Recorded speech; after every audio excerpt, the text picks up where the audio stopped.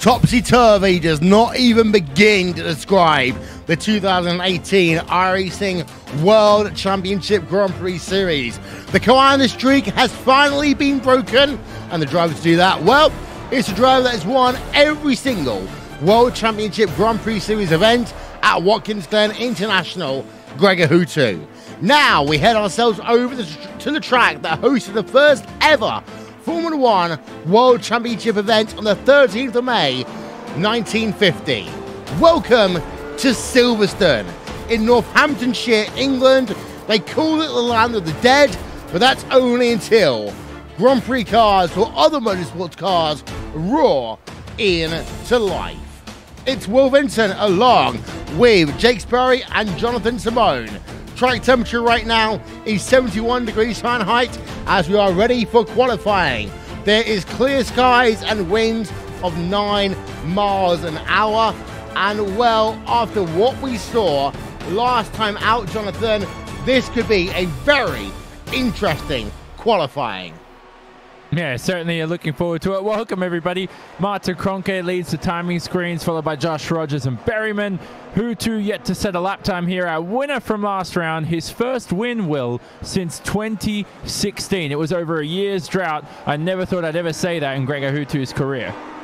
Yeah, Martin Kroenke is not yet on track. We're going to give you actually, though, the lap times as they are so far. It is Kroenke leading over Rogers, Berryman, Ellis Jr. and Jensen. They are your top 5. Freddie Rasmussen is back, and he is in P number 6. We see Kevin Ellis Jr. then going all forms of wrong down at Bridge Corner. On board with the driver on Matt Backham right now. Here, Jake even, as he works himself towards Luffield Corner, double apex right-hander, and Matt Backham is looking to get himself back on track.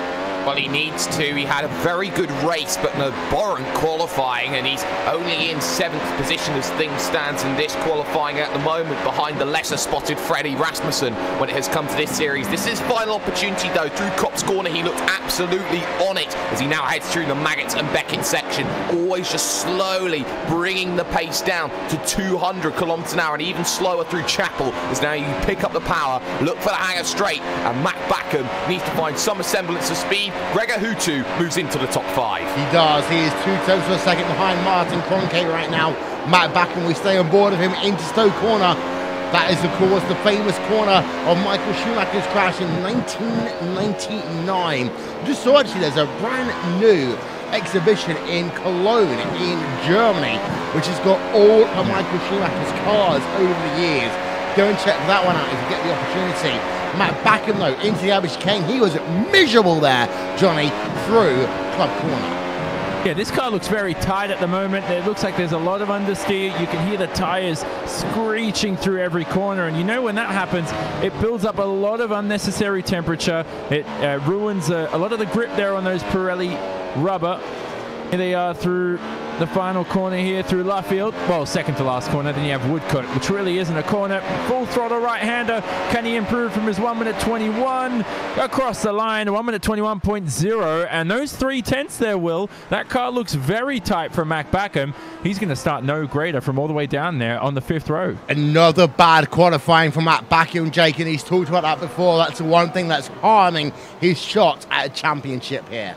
It is, and track position so vital. Yao Vaz, look at how good he's been in qualifying. He's up into 7th position, tied on times with this man in the number 12, Marcus Jensen, rounding the final corner for his final lap. His teammate is a full 1/10 of a second quicker than him at the moment, and on the front row of the grid, he crosses the line and does a 1:20.820. Jensen's up to 3rd. He is. What a qualifying there by Marcus Jensen. Dion Verges moves himself up into the 20th position. For the time being, as we now go on board with Peter Berryman, number 69 machine there, Jake, as he works himself through the Abbey chicane. And Peter Berryman, currently the fastest man of the Apex Racing UK drivers, had a fantastic showing at Watkins Glen, got himself up onto the podium, and certainly has a very high amount of race pace, and he's looking to usurp that here today. He's currently in 4th position. He's got to get past ex-teammate Marcus Jensen, Josh Rogers, who has been fantastic so far this season, and the reigning champion twice recurring, Martin Kroenke. Here comes Berryman to the line. He was a little wide out of the final corner. 120.811, that's enough for second. Yeah, up into P2 then, so the Berryman up into 2nd place. Here is Martin Kroenke out onto track then, Johnny. So he's got himself a warm-up lap here. This warm-up lap is actually easier than other tracks because you can coast so much around here and not use much tyre temp. And one thing you need to be careful of is the brakes, because there isn't a lot of braking energy at the moment at Silverstone around this circuit. And so what's going to happen is you can cool down in your out lap, and once you start the lap around Copse, the first real braking zone doesn't occur until here at the end of the hangar straight into Stowe at turn 7, and you don't want to have cold brakes going into there, even if it's a slight little dab. That's why it's so easy to lock up here at turn 8 where Vale is. Yeah, we're looking low at Mitchell de Jong. He is on a lap right now in the number 24 VOS Coanda SimSport machine through Bridge Corner in Chapel. Good run right now for him. Mitchell de Jong, he's down into 11th. He needs something out of this lap.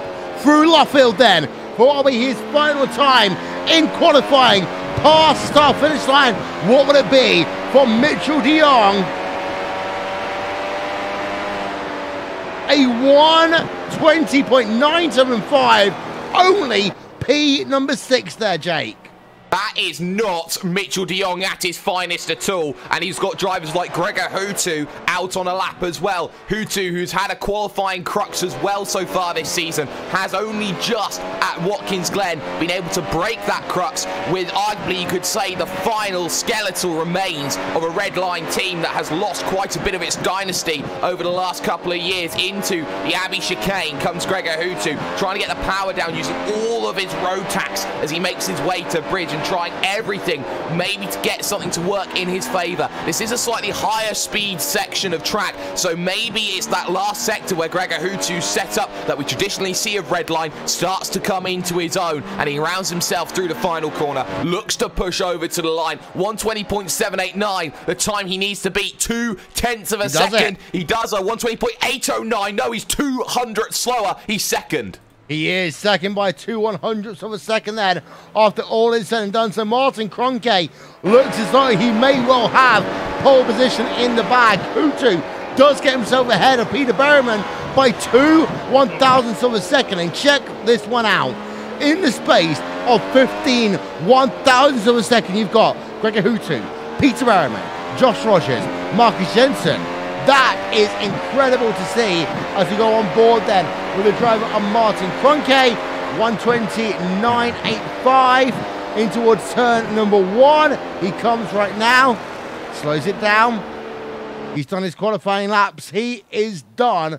Most drivers are done. Kazuki Umeshima is on a lap right now, but he's slow through Bridge Corner. He will not get a time in here. In fact, all drivers are pretty much now done. Another qualifying in the books. Well, Hutu, he came close then. He got himself out of that top 5 doldrum and up into P2, Jake. He did, and he did very well on that second lap, and being on that front row is going to be vital moving forward. We're talking about times and just how close they are. The top 10 are split by just 2 and a little bit tenths of a second. I don't know any series in the world, Will, where times like this at a track as quick and as long as Silverstone, I don't know a place where times could be any closer. Yeah, we've got a fantastic starting grid for this one. As Johnny, let's run through your starting grid, your final race results even from qualifying, because it is the case of Martin Kroenke getting himself pole position by 0.02 of a second over Gregor Hutu, who in turn is 0.02 of a second faster than Peter Berryman. Josh Rogers in 4th and Marcus Jensen in 5th. Kevin Ellis Jr. in 6th place there. Mitchell de Jong in P7. Yao Vaz in 8th. 9th is Jamie Fluke, and Freddie Rasmussen rounds out your top 10. Behind, McBackham all the way down in P number 11. Frank Shawhorse in 12, Pas Gergis 13th, Stephen Michaels 14th, and Balish Reminiak rounds out your top 15. Rest of qualifying results are going to come up on your screen right about now as we will step aside here for a brief moment on Racesport TV and on iRacing Live, but we'll be back with analysis after this.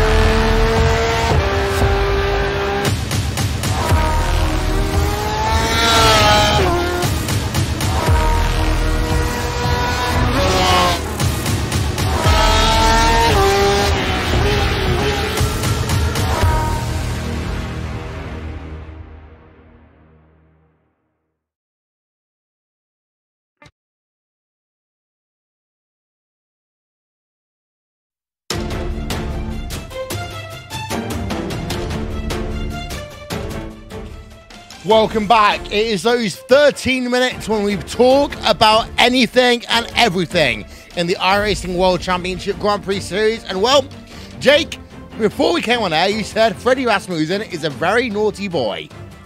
But he can be at times, and I think that's something that Freddie has to improve on in terms of his character and his personality. I think that the way that he left the series for a few races after Phillip Island, I really think that didn't sit well with not only the stewards, but I don't think it sat well with a lot of the drivers either. Freddie Rasmussen's got to go a long way now to gain that respect back that he once had when it came to his iRacing championship runs. And his qualifying now, he's in the middle of the pack. He's not where he wants to be. We've seen how he's been involved in a couple of incidents so far this season. I want to see Freddie just get his head down and race without getting involved with anyone else.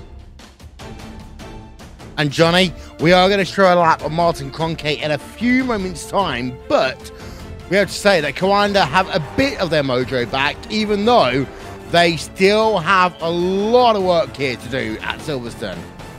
Yeah, what I'm a bit concerned about is, and I think this is something we could check out during Cronkite's lap, is just the amount of understeer you see from that car. I mean, going into Cops, it just seems like the car struggles to steer in. And I mean, it's quick on paper, and they have some quick lap times. Martin Cronkite's on pole. But in the final sector, when I watched the end of his lap, was just horrid. And he made a mistake there at Priori, and then going into turn 15 as well. I think it's Brooklands, isn't it? Half of Brooklands, basically. Okay, And Johnny, before we go any further, Priori. I know that. I knew you were going to correct me on that. Whatever. So, look, if I was to do the same thing on Australian racetrack, you take it on me. But we're at Silverstone. every time we do a broadcast at Silverstone together, we do that. I always call it Priori, and then you correct me. Yes. Point is, let's watch Kroenke's lap, by the way. Do you have it up? I want to see this. There's a lot of understeer here, and it's with all Coanda cars. Yeah, in fact, we're on board then. This is through sector number 1. Actually, I believe this may not even be the lap, so bear with us. We might not actually have the pole lap for you. We are going to try and get you a lap, though, from Martin Kroenke. So we're going to get that one for you in about 5 seconds from now. Here we are with Martin Kroenke. Okay, Johnny, in towards Copse Corner then. The second lap for Martin Kroenke. Understeer immediately. I feel so because, I mean, this is a light car. This isn't qualifying right now. You're not putting race fuel in here. There's no parc fermé, although the drivers have been talking about that during the week, a few of them in the forums. I'm not sure if I should have revealed that, but I know it anyway. And yeah, now he's going to deal with it through the next first sector and then watch him through Stowe later on at the end of the Hangar Straight. That's a good place to understand whether you have understeer or not. Stowe corner towards Club Corner right now. That left, right, very long right-hander there, Jake. That is where you really see the true balance of a race car. You do, and that corner just opens up more and more. You try and put the power down. If you put it too early, you're spinning around. If you put it on too late, you're going to be sitting like a duck for the next chicane. And that final section as well is pretty much so different from every other part of the circuit. It's the only real slow part of Silverstone, and it really tests you because you can have a great vehicle for 2/3 of the lap, but then you're trying to hold on to that final sector. He was pretty wide there at Brooklands as well. That's what really cost him into Luffield. I think that's to that 1/10 that went away there, Johnny. Yeah, exactly. That's where he lost most of the lap, was there at Brooklands and Priory. And he comes across the line and 20.9 for him. But you know what? He's not had the best of season so far. He's still one of the 4 drivers in contention for the championship right now.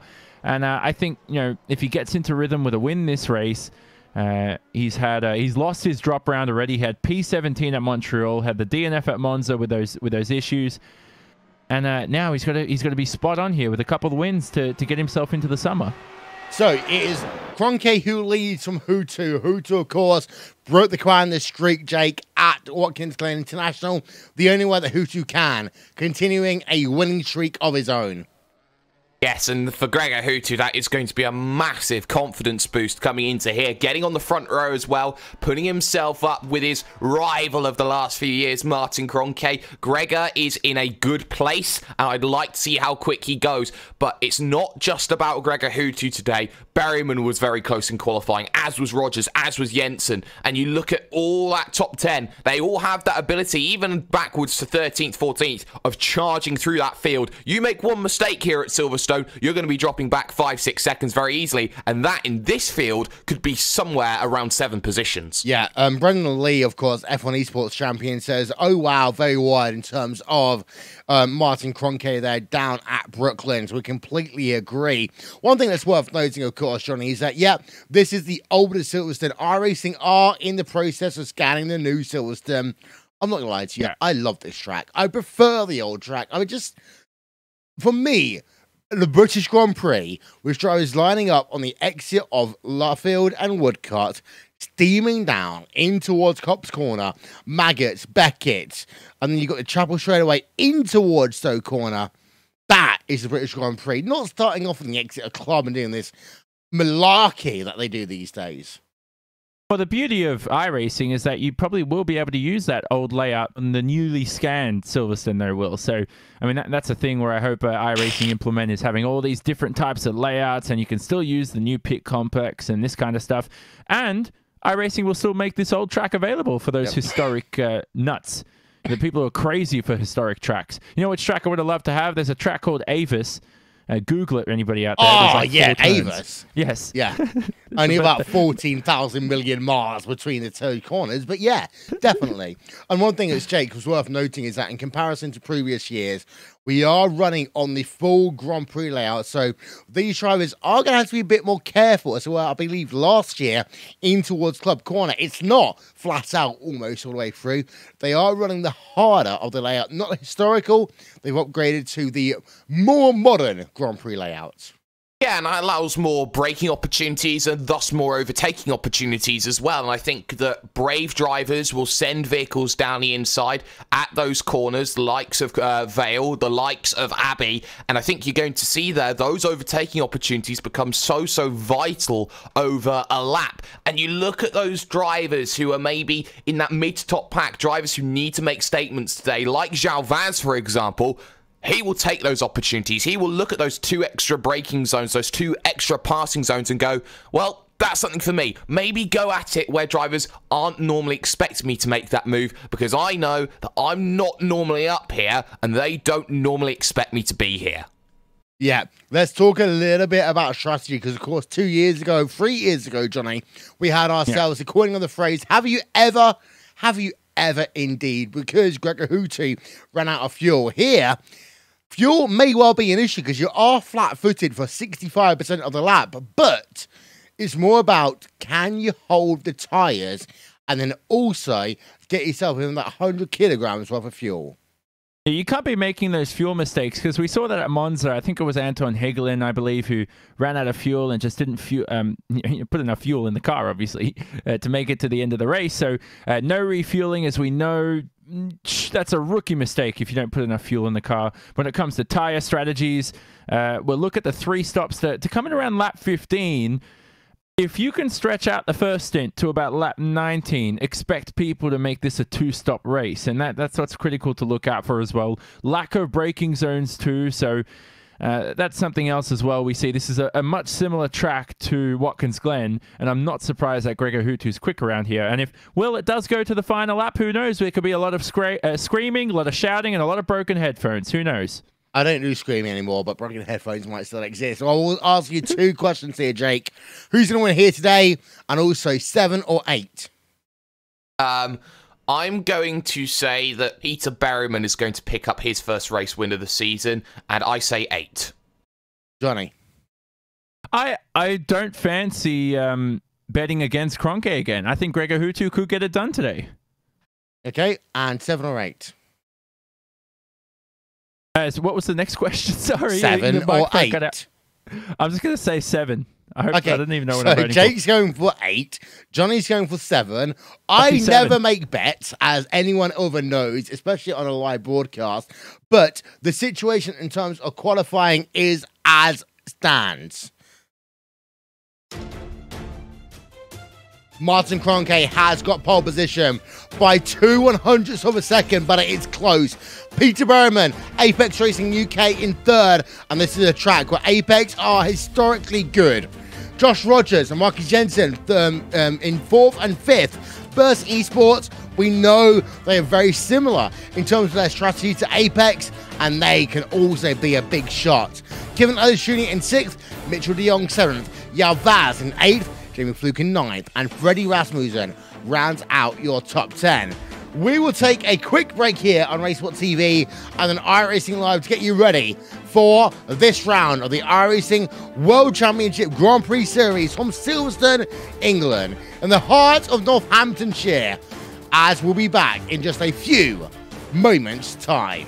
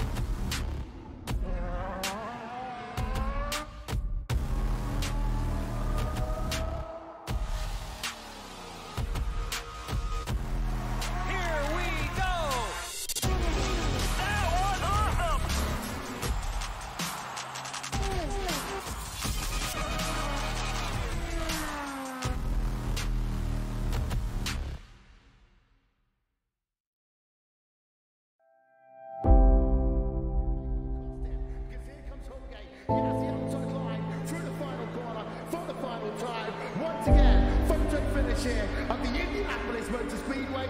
Would it be Tim Hogan? It's going to be Christopher Domenic at the line.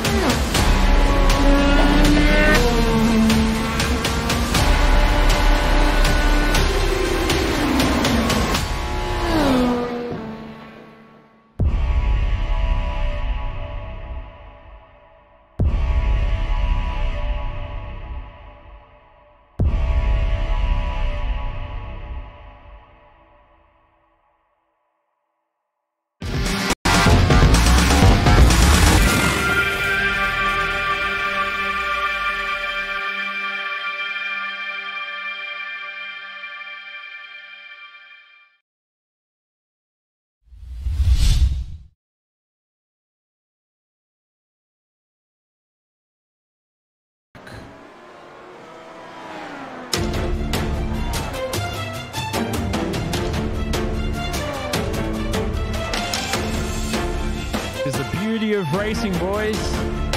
Back into it. Well, that was Johnny Simone then, telling you that we are back in the community of racing as we welcome you to the iRacing World Championship Grand Prix Series here from Silverstone. Welcome to Northamptonshire, welcome to England, and welcome to the iRacing World Championship Grand Prix Series. We are here, we are live as qualifying is already in the books, and well, practice in terms of that, we've got 4 minutes of that left to go as it's Will Vincent, Jake Sperry and Jonathan Simone. And Jake, this is going to be good. Oh, you bet it is. You've got title pretenders looking to charge through the field. You've got the two greatest iRacers in road racing up at the very top of the field looking to duke it out. And you've got everyone in between looking for a slice of the pie. This is a circuit over 17 turns that looks to try and make things work. 60 laps today and 60 laps of pure, flat-out pace. Hello to everyone joining us on Facebook Live. 308 kilometers here today. 60 laps, Jonathan, as this track, well, it's warmish, but it's got a little bit of wind to it. Yeah, that can make things difficult, especially through the high sections, high-speed sections of the racetrack. But looking again at the 2 to 3 stop range, as we always see this season, which should make things a lot more interesting than the past when we have those 1 stops here at Silverstone. But again, aero balance so critical today, especially through the high-speed sections, like we said, because of the wind. You talk about as well, this is a lot more aggressive of a track than Watkins Glen a couple of weeks ago. So some of these teams may use a sort of similar setup base to Watkins Glen and maybe adapt on that just quite a little bit, of course, as well. Most importantly, though, Will, is this is not much of a braking circuit like we spoke about in qualifying. So drivers who are really strong on the left foot may struggle at Silverstone. And you may see some drivers who struggled at Watkins Glen also transfer over to here. Yeah, thank you very much to Islam Bala, TrackCam22.com, Andreas Warner and One Design via Overlay, Simon Grossman, Engineering.com for overlay development, and live timing and scoring with Nick Thisson. We will see that one from lap number 2 of this event. Well, Jake, we are currently 2.5 minutes away from qualifying. Will Quanke win here today? Well, I personally don't think he will. I've seen Martin Kroenke at the front twice this season and have some very, very unfortunate things happen to him. Martin needs this to be his race. I'm not sure, though, it is going to be. The best place for Martin Kroenke to start his pole position. He is the toughest driver in this field to beat when he starts from position number 1. But as we all know, a few years ago, Gregor Hutu ran out of fuel on the final lap to guess who? Martin Kroenke. And I think that for Kroenke, it's a must-win race for him today in terms of his championship. He didn't have the best showing at Watkins Glen. He has to bounce back, or his title challenge could be up in smoke. Yeah, of course, so Johnny, we've got ourselves a couple of Apex Racing UK drivers and a couple of Burst eSports drivers inside your top 10 here today. Could either of them snatch a victory? The younger you are, the more inexperienced you are, and also the more nervous you are. And who knows, one of those drivers who are inexperienced could have some secret speed. Maybe Jamie Fluke from P9 on the grid. Who knows? He could have won the Monza race had things gone his way if he was pretty quick, but obviously involved in an incident. And can I say, Will, the last thing is, warm-up to me as a driver was always the most nervous part of the weekend. You know, the race starts, I was always adrenaline pumping through the blood and I'm ready to overtake, and I was very cocky through starts. I always thought I was the best starter out there on the grid. That's the mentality you have to have. Qualifying, yeah, you're always a little bit nervous, but it's warm-up that gets you. It's quiet, fuel's on board, get used to the car, and it's all a little bit of a bit of an anticlimax in the end because the race starts only a couple of minutes away. Yeah, that was basically a shout out to Eurosport and Le Mans. I'll tell you one thing. We talk about the difficulties of using the magical yellow pen here in the iRacing World Championship Grand Prix Series. We have to give more training, I believe, Thomas Christensen, because he really did just struggle there on Eurosport. But in terms of our race here, the iRacing World Championship Grand Prix Series, the month of May is over. We are hard now in the month of June, the second race in the month of June. And of course, yeah, this is a famous week of motorsports, but Silverstone is famous in its own right as well. Qualifying is in the books, and here is your starting grid for this round of the iRacing World Championship Grand Prix Series, which is not going to show for you just yet, so I need to now just delay for a little bit.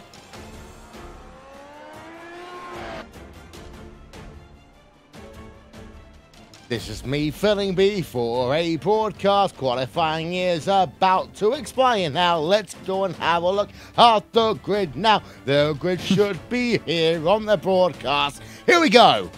Yeah. It's not working still. Let's try it one more time then. No. It's still showing Kevin Jr. as at the front of your field, but that's not the case.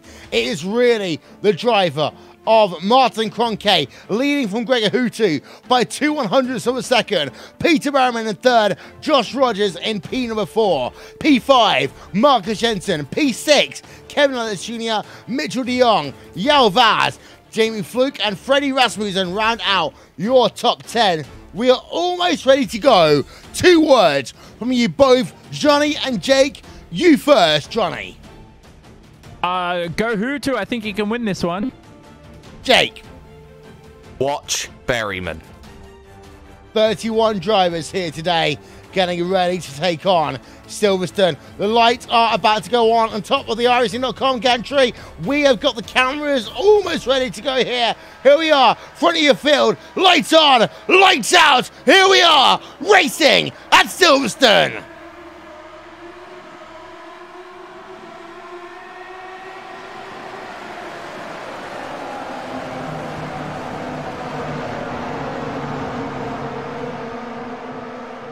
One driver off early on, but here we are. The drivers going through Maggot, now into Beckett for the first time. And Kroenke does continue to lead the way out front as they now come down the Chapel straightaway for the first time. One driver pulling to the inside, and that is a very fast Burst eSports car there, Johnny, as he looks to make up positions.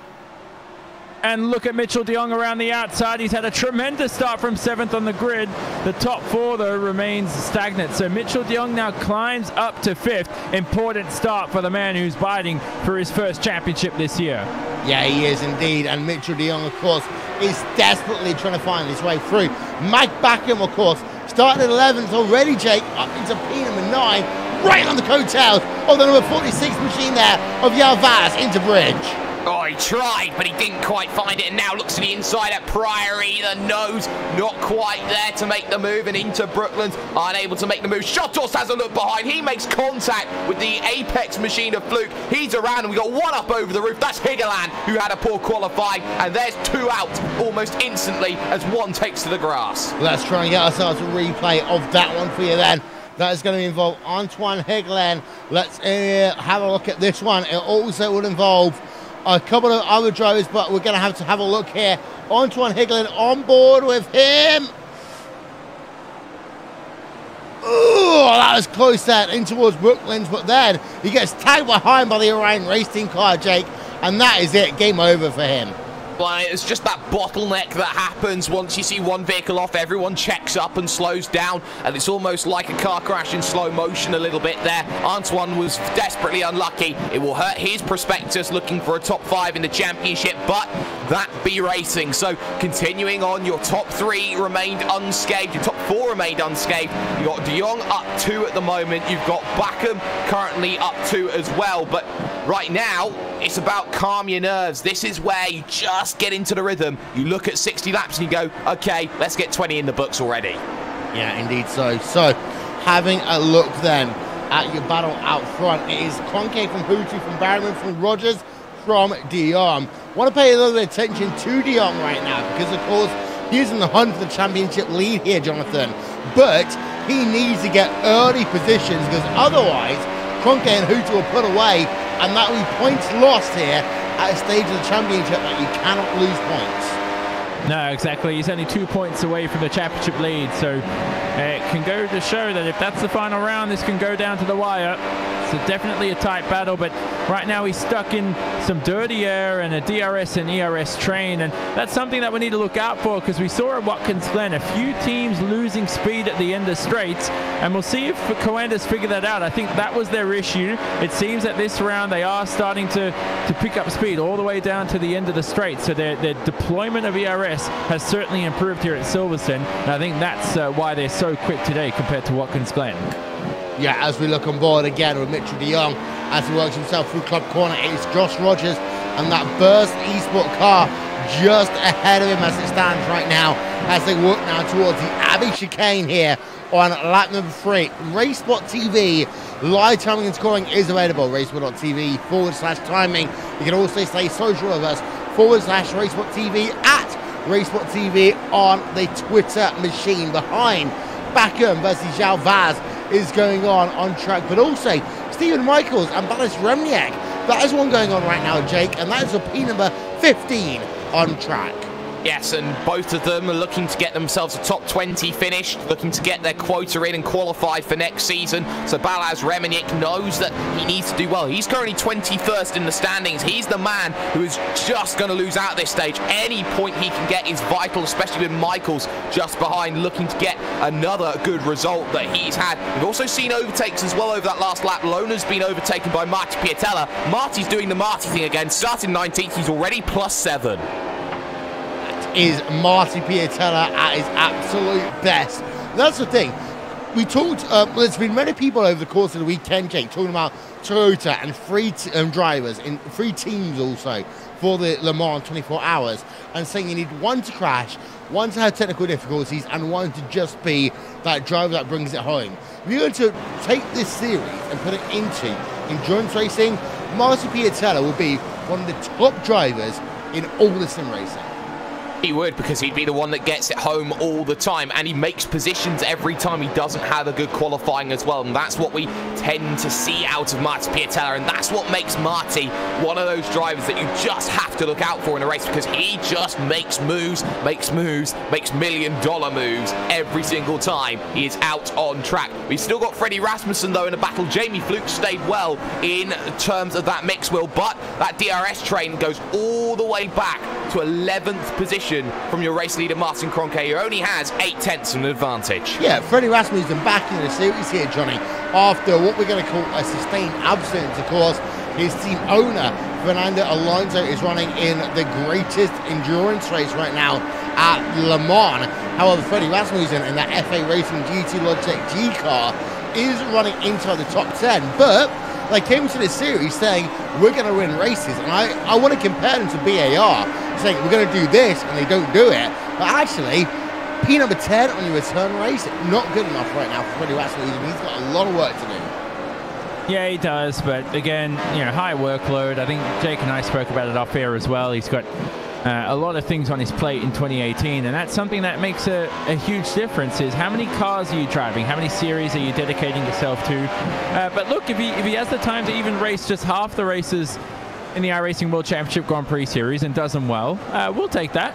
He's definitely not going to win the championship at this stage. He's too far behind. But he's doing well, and Fernando Alonso, by the way, he's slowly turning himself from a businessman into a businessman. Yeah. Oh, there will be some people, though, Jake, who talk about drivers doing a part-time schedule in the World Championship Series who are not happy about that. I know ERT's Brenton O'Brien was livid about it, and there's a couple of teams saying, wait a minute, we would have done it all the entire season. Why are these guys being able to pick and choose how many races they run and basically almost try to just keep in the series?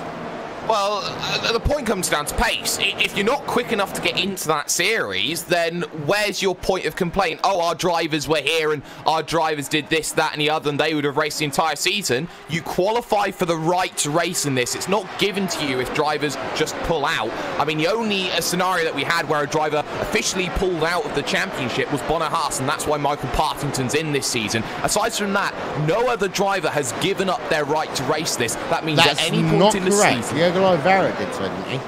No, Diego Rivera just did it the other day. Oh, did he now? So that would allow someone else maybe the opportunity in. But that's my point. Well, that's an ERT driver. Yeah, ironic, isn't it?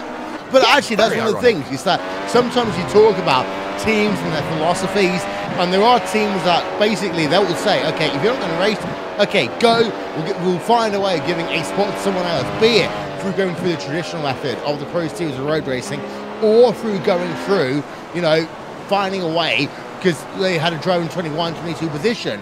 We have, though, got Martin Kroenke. He is not yet out of DRS range over Gregor Hooter. The gap is 9/10 of a second right now, as they are on lap number 7 of 60 here. And Kroenke, while he is pulling away, but not by much, the lap times will tell the story here. I'm going to put that one up for you now. And Hooter gained half a tenth that last time by. The gap remains at about 1 second there, Jake. Yeah, 1 second at the moment for Gregor Hooter and Martin Kroenke's gap. So that's only going to be a little bit worrying. Hooter will then soon have to start thinking, okay, Peter Berryman might start closing in if I don't have the straight line on the straights. And we've seen how the red line struggle when it comes to that straight line ability. But he's doing well to stay within that 1 second window right now. Everything just calm. I think it may need a pit stop to try and change up the way this race looks. Yeah, we'll talk to social media expert Jack Stiles, replacing Conor Maddock for a couple of races in a few moments' time. But I will say one thing here, Johnny, mid-pack, very, very close right now. You got Backham hunting down Yao Vaz, who's hunting down Kevin Ellis Jr., who's hunting down Marcus Jensen, who's hunting down Mitchell de Jong. P number 5 through P number 11 is mighty close. Well, it's mighty from P1 to P11. 7 seconds separating the top 11 at the moment, if you're following Racebot.tv, it's a live timing page. This is a tight battle, but I don't think overtakes will be able to take place on track. It will take something brave, and unless you just had a poor qualifying performance and you're much, much quicker than the driver in front, it's going to be a real struggle to get past, just because of the dirty air, the ERS trains that we're seeing. Everybody's going to have DRS at the same time across the hangar straight. This is going to be difficult, so this may become a strategy race, Will. Who's able to stretch out the tires to lap 19 for that 2-stop? Who's going to have to pit in early at lap 15 for the 3-stop? Will they undercut a few drivers while they do that? All going to come into play during this first stint. Yeah, and while Jack Stiles is here on Racebot TV as well, just say, doing social media, Jack, how is it going on the Twitter machine?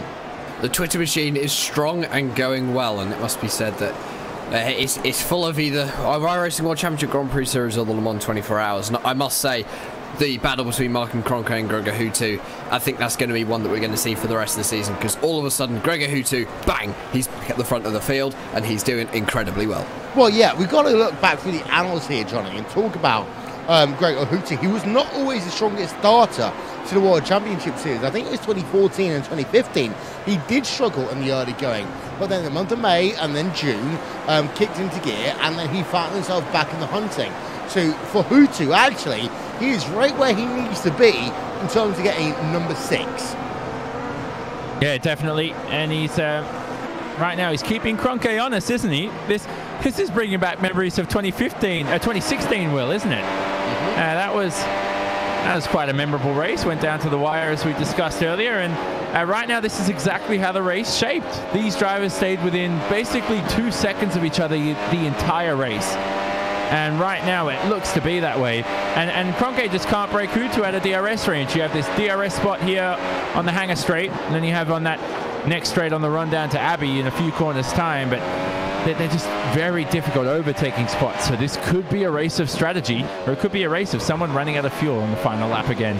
Yeah, and the thing is here, Jake, is that Gregor Hutu, last time out at Watkins Glen, he was a driver who showed he didn't know how to close up to a driver, he didn't know how to get alongside a driver, he knew when to put the dagger into a heart, and that was, of course, over Mitchell de Jong.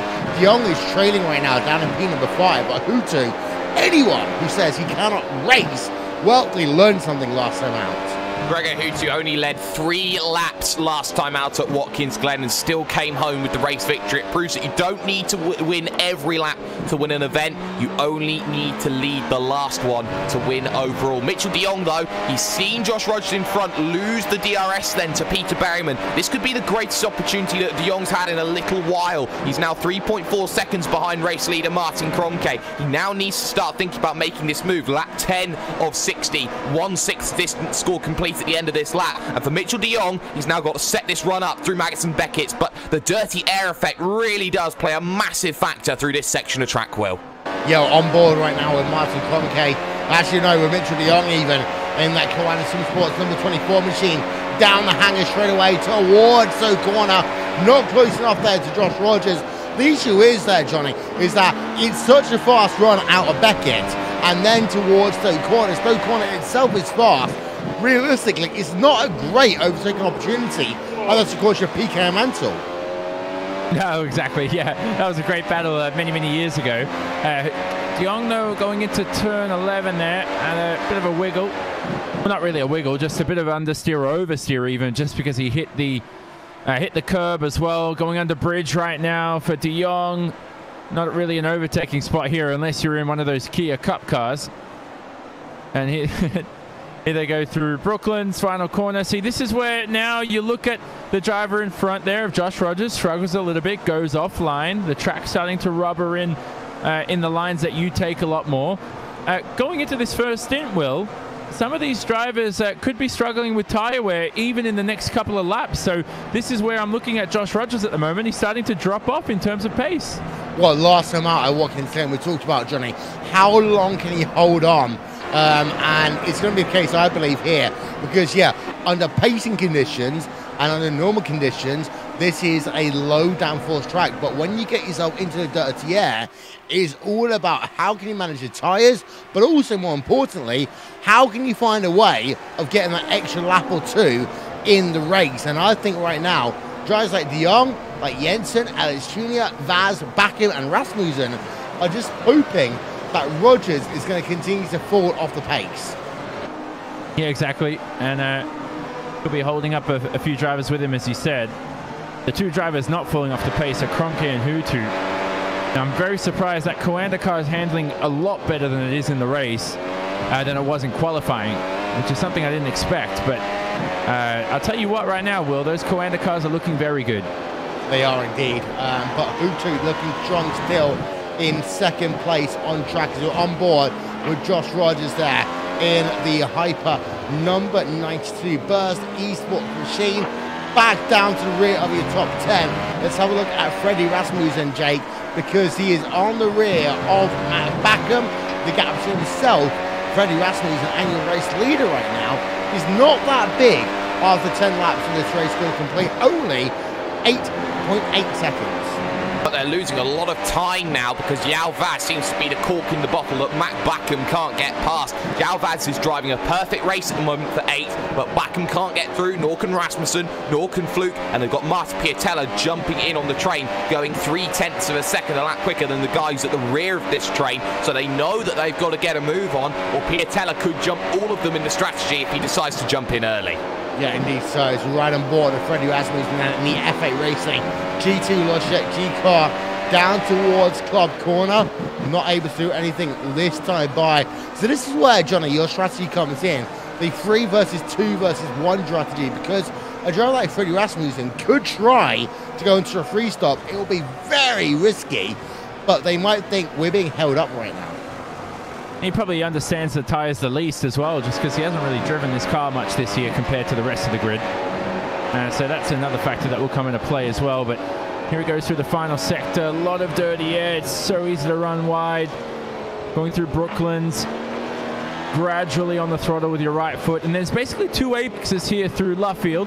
Clip 1, clip the 2nd. You want to straight line the exit and use all of this curve to the outside, and then it's full throttle all the way down to Copse here at turn number 1. And Rasmussen, again, you can see there, he just loses the advantage that he gained all through the straights just because of that dirty air once again, Will. And it's just making overtaking a lot more difficult for these drivers. Yeah, and if a driver is going to come on towards pit road there, Johnny, they'll do so next lap, maybe lap 15 at the latest for a free stop. Yeah, exactly. That's where we're expecting him in. But I'm pretty sure at the moment, looking at the driver's pace, someone like Rasmussen, for example, he's lapping pretty well at the moment. He's only losing about 6-7 tenths compared to his early lap times. Not even. If these drivers want to stretch it out to a 2-stop, it'll certainly work. Yeah, so go on board then with the driver in 2nd place. In fact, no, the driver, your race leader, Gregor Hutu, is in 2nd place. We've got an issue. What's that? De Jong. Oh, De Jong looked for the inside at the Abbey chicane there, Will, against Josh Rogers. He didn't quite get himself alongside. Great speed carrying the exit down the inside at Priory. And look at that check up there from Josh Rogers, and a big wiggle to boot as well. And that allows onto the train then Jensen and Ellis Jr. And De Jong's finally got his man. Replay up on your screen. So here we are then, Jake. Talk us through it from the Abbey chicane down towards Brooklyn.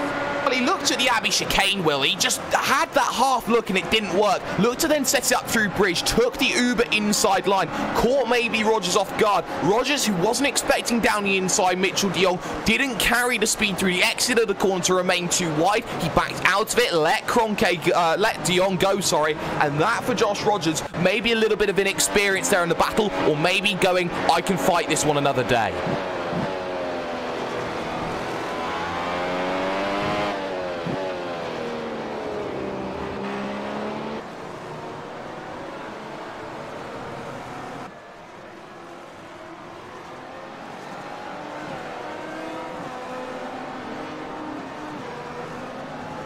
And that, of course, is a big boost there, Johnny, between himself and Peter Berryman in the Apex Racing UK car. Yeah, definitely. The one thing I'm looking at with Rogers now is he struggling with the tyre wear? His lap times aren't too bad. Or could it be an ERS issue? Is he deploying ERS at the wrong points? That's something that you'll struggle to change during the race. That's something you need to set up during the event. But right now, Rogers looks all over the place. And that car isn't... It's really a handful at the moment to drive towards the end of the stint. Yeah, out of the final corner, De Jong versus Berryman this time by. We'll see the lap gap in a moment's time. And Mitchell de Jong will do himself a lap time a half a tenth faster than Peter Berryman. We are, though, going to go on board with 2nd place driver. This is Gregor Hutu. He's closed up to 8 tenths of a second behind Martin Cronkey. This is RaceSport TV Fan Immersion.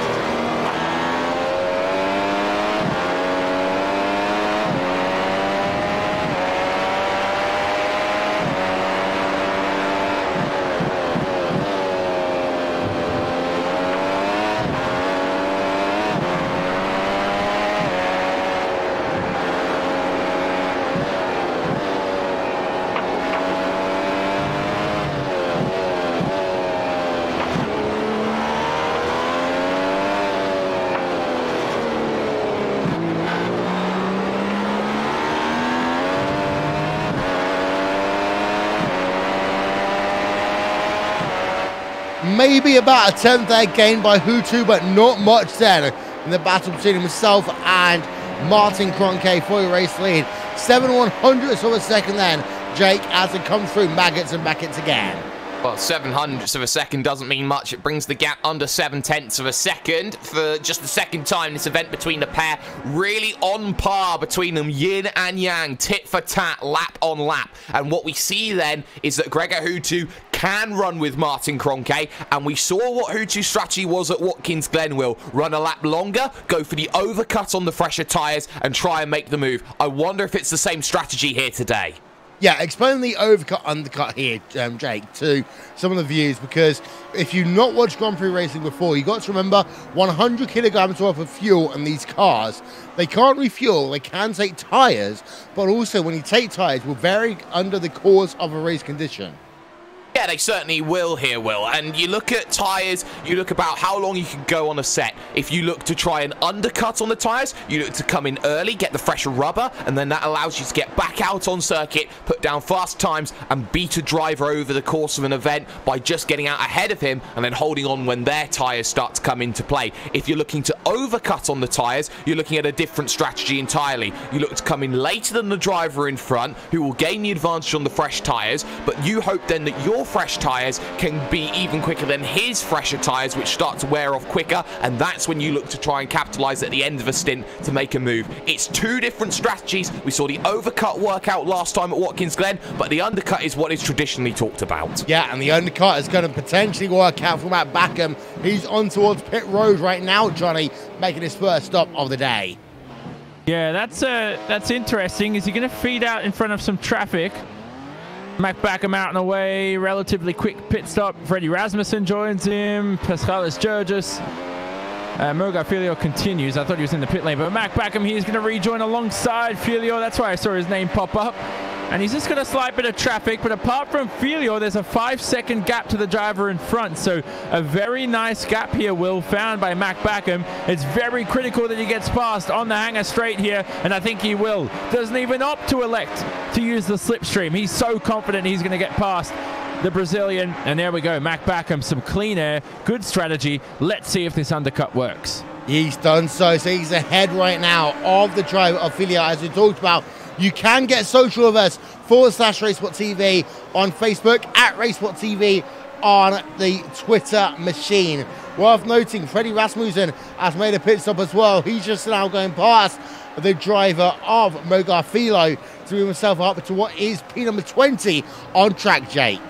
Yes, and Josh Rogers dives down onto the lane, so he looks to make his first stop. He's followed Jensen and Ellis Jr. side by side down the lane. Ellis Jr. was much better at hitting his marker compared to the others. Vaz is in, Fluke's in, Lona's in. Everyone wants to stop the undercut from happening. They want to make sure that they counter Mac Backham and Freddie Rasmussen as quickly as possible. They are scared of that happening. They're looking to cover it off. Out of pit road comes Josh Rogers. He should get out in a pretty good amount of clean air. Jensen, Ellis Jr. But look at that for Jensen and Ellis Jr. Backham's going to go streaming past. Yeah, Backham is through then.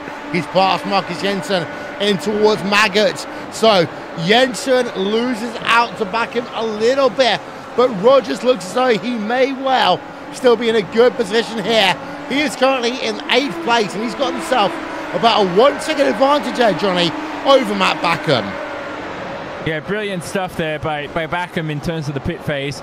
I think everybody had to react to him as well a little bit. Maybe the drivers of Jensen and Ellis Jr. came in a lap earlier than they should have. I'm very impressed, though, by Kevin Ellis Jr. coming on the entry, Will, alongside Jensen. He says to the young man, get out of the way. I'm quicker than you in the braking zones. I think as Hutu comes into the pit, Ellis Jr. could have a look here at Jensen. I think he's a little bit too far back. Let's have a look at Hutu and Berryman. On board of Hutu then, on towards pit road. So he's in a lap earlier than Martin Kroenke. Berryman, De Jong come in at the same time. Jake, talk us through it. Well, this is vital because Kroenke's going to be out on his own. He's got to put a perfect lap in. Hutu going for the undercut, then hits his box absolutely perfectly. Up on the jacks, down on the jacks, out and away he goes. He should be fine as he looks to go through. Berryman a little slow, De Jong a little slow. There's Dion Verges going through, and that should be okay. And I think that Hutu maybe slightly missed that box, but I think he's fine. But Rogers, crucially, is behind Mitchell De Jong still. Yeah, but Hutu's behind Dion Verges right now. Oh, and that's going to be... Go ahead, Johnny. No, sorry, I was going to say, Jay, excuse me. That's probably better because he gets DRS now, but no, it's not better because he's not going to get past. Maybe he goes at the inside at Stowe. That's a confident overtake. Burgess doesn't bother to fight. So maybe the DRS there helped Hutu, but it was nullified by the tight line he had to take into Stowe. Yeah, that cost him 0.3 of a second there, did Gregor Hutu. Now let's have a look at Martin Kroenke. He should come on towards pit road this time by exit of left field. He stays out for one more lap there, Jake. Oh, this is vital. He's going for that overcut, and if he keeps going like this, he's going to be in a little bit of trouble. I wonder if he got word of Gregor Hutu having to get past Dion Burgess and gone, you know what, I could probably get an extra lap out of these tyres, and then I'll have fresher, even more fresher tyres, heading on for the next stage of this race. So right now, Martin Kroenke may have got the word about Gregor Hutu. He's decided to go out there and charge a little bit further. 124.8 his last time by, an outlap for Gregor Hutu of a 43.2. That's not bad, but compared to Berryman, who did a 42.3 outlap, there's your difference. Yeah, it's a big difference then. We're right on board with Marcus Jensen in the number 12 Burst eSports car here, Johnny, because he is battling right now in 8th place. He's got himself Matt Backham ahead of him, Kevin Alishuni behind, but for Marcus Jensen, he's now got to basically just hold station and hope a driver ahead of him just messes up. Yeah, he's going to earn it back in the next stop. So these strategies now have just sort of shuffled the order just quite a little bit, but there's still action all over the place. And with Jensen's lap time so far, so we looked at Hutu's poor outlap. Jensen had a poor outlap too, but he's 1.4 seconds quicker than he was before his pit stop. And so for Kroenke now, he comes into the pits, but now Kroenke would have lost at least 2 seconds to Hutu. That gap was 0.7 when Hutu came in. This is going to be side by side, I hope, during the exit of the pit lane. This is where you're finding out then, on board with Kroenke.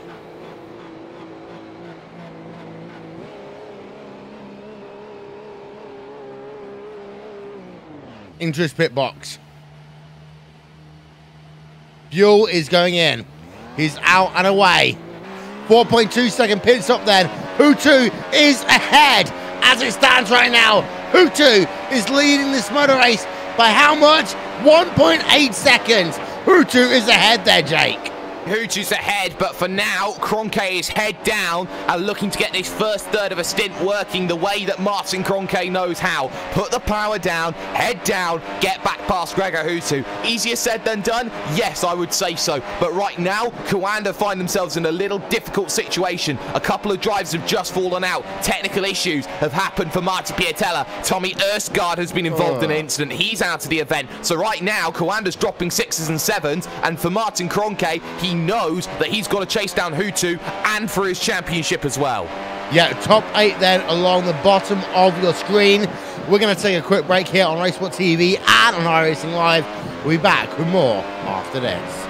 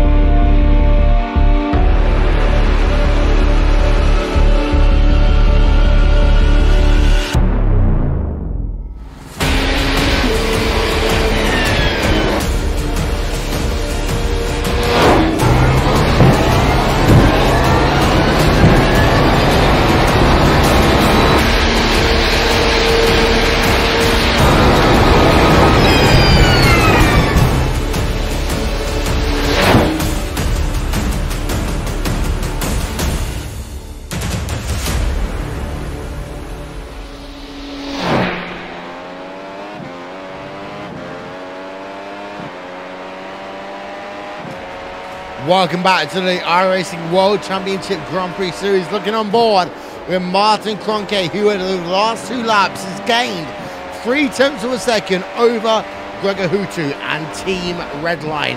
A couple of interesting points to note. I'll come to you in a moment, Jake. But first of all, Johnny, we did have Jorn Jens, who was a little bit slow at pit road. Yeah, well, he was trying to defend Kroenke. I think that's what you mean. He was a little bit slow out of pit road.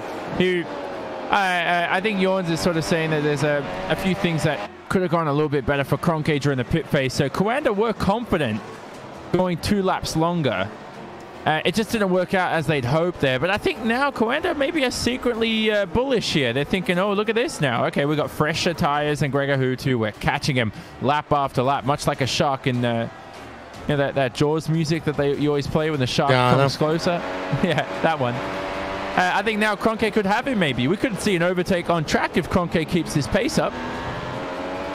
Jake, updates from you.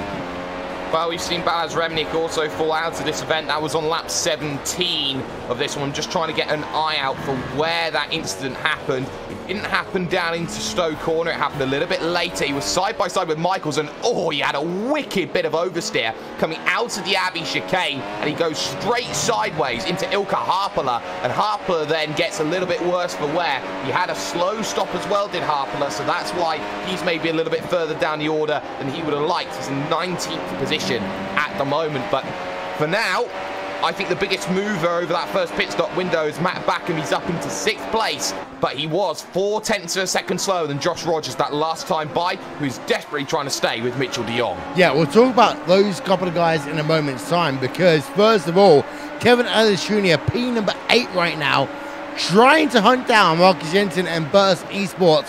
Battle for P number 7 there, Jake. Well, he is, and for Kevin Ellis Jr., who started 6th, Marcus Jensen starting 5th, they've both not been on the correct strategy, I don't think, so far. So for Kevin Ellis Jr., he's got to get past and get past quickly. Marcus Jensen, he knows all about Marcus Jensen's game. They were ex-teammates. They were arguably 2 of the best young stars at Apex at the time they were there last year. So for Kevin Ellis Jr., he runs slightly wide, actually, there through the first part of the Abbey chicane. Compromises the run for the second half. I think for Kevin Ellis Jr., he's got to get into position where he can make that move quickly. The big problem, though, Matt Backham giving the DRS to Marcus Jensen.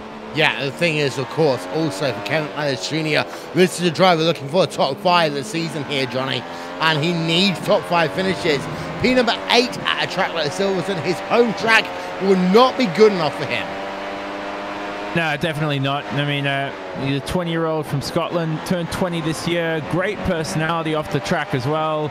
I think he's someone who, if we ever have a drivers association, he's someone who could lead it in the future. He's already pushing for a lot of changes behind the scenes for this series, wants to make it better. He's someone who's an extrovert and wants to push to make things better, like we said, and actually say stuff. He doesn't want to hang behind the scenes like we've seen in the past, and that's sort of been the culture of the series. A lot of our best drivers in this series keep hanging back, not saying anything, never posting on the forums. And when team managers too, depends on who it is, but to have someone like Kevin Ellis Jr. who's not outspoken but says what needs to be said at the right time, those are more people that we need right here in this sport. Well, yeah, and of course, Jake, there has been advancements over the course of years. We got ourselves Ollie Packers. I can't remember the exact abbreviation of it. ISRF, for example. The idea of trying to get as many leagues as possible to run under the sim racing regulations. But we've had other people over the course of the years kind of step up and say things. The issue is, of course, is that, like Parliament, you can only do stuff if you have a majority. You certainly can, and right now the majority in this field is that Martin Kroenke is closing. He's brought the gap down to 0.7 of a second, and Hutu looks sitting and duck at this stage. But you are absolutely right, Will. It is so difficult to manage everyone in sim racing because you've got, over the course of every single platform, probably over 200,000 drivers that want to get themselves recognised and known, and there's probably a lot more than that we're talking about at the casual level. You can't just organise something like that overnight. It is almost impossible to do. It takes a lot of time, a lot of planning, and that's why I think there's a lot of issues within sim racing to get things to work out. And I think it takes two to tango as well, Will. I think that it needs a lot of transparency, but right now Martin Kroenke has got the bit between his teeth and is closing down the 5-time champion. He is indeed. The gap has come down over the last 3 laps as well here. So the gap is now just 0.6 of a second. PSMotorsports.com. We're not grassroots. We're our own thing. We'll become a part of motorsports. We're not grassroots. Okay? Understand me, Jake? I understand, and I believe it's Zach Brown of McLaren you need to talk to about that first. Yeah, I mean, come on. I mean, yeah, McLaren did a fantastic thing award to us this game. Of course, we're running McLaren right now, so there's only so much I can say, of course. But sim racing is not a grassroots, in my opinion, Johnny. It is a way in, but it's not the only way in, and it is not below the same people that do Formula Renault, the people that do Formula Ford, so on and so forth. No way. I mean, we still have people who were in karting when they were younger and ran out of budget and are racing here today. I know Marty Piatella, one of the Coanda drivers, was an avid go-karter when he was younger, and it's sort of a branch out. It's if you want to call it a form of motorsport, we know go-karting is the cheapest form of motorsport, but sim racing, if you want to classify it, is definitely much cheaper, and you need your wheel, your software, and everything else. But it certainly does give you a lot of skill, a lot of practice, which is good. And I'll tell you one thing. I've like, raced with Danica Patrick. She used to be a part of the local go-karting track that I was a part of. Only reason I ever went there is because my best friend needed people to help make up the numbers. But I raced with Danica Patrick. I'm no good. But the thing is, like, racing a go-kart in itself is so expensive. Compare that to sim racing, it doesn't make a viable alternative there, Johnny. Yeah, and the thing is, if you are overweight or just tall, go-karting, you're never going to be quick in a go-kart. Everyone there is lightweight or short, and it's much suited to them. And I think, obviously, we see a lot of race car drivers like that too. But if you're in a Formula 1 car, there are still 6'1" Formula 1 drivers. Hulkenberg, those kinds of guys. And you just accompany or compensate for that, with ballast and this and the other. Back to the Kroenke battle. He's now 0.4 behind Gregor Hutu. He's getting closer and closer. The only way I've ever overtaken at Silverstone in the past, Will, is when I've had a bit of extra angle on my front wing compared to my competitors. And when you get into the dirty air, yeah, you have a looser car on your own, but it's much easier when you get into dirty air and into corners like Stowe. If the front end is looser, as I like to coin that phrase, you could pull off some overtakes. I don't like Stowe as an overtaking opportunity there, Jake, because you can't often do it, even with DRS, unless you are that much faster. I would say, actually, the best place to overtake is almost here. It's the Abbey Chicane, if you're brave, or on the exit of Luffield. I'd say Priory is probably the best place to make the move, Will. So, yeah, Priory. Hey, relax, guys.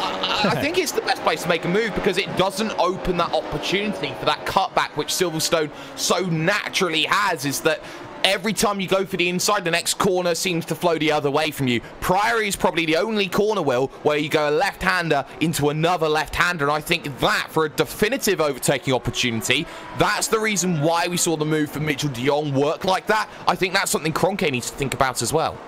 Marcus Jensen, P number 7, holding up. Holding up is not the right word, of course. It's ahead of Kevin Ellis Jr. right now in the Apex Racing UK number 98 machine, JCL Apex Racing UK. They, as a team, are not only resurging in terms of who they are, but in terms of the academy, in terms of everything else, again, in 2018. I will say one thing. The graphics package they are making right now is phenomenal, Johnny. I saw that on one of their broadcasts, and, well, they're trying to push the boundaries even further. Yeah, that's good for them. And I think their racing team knows it. It's a different story.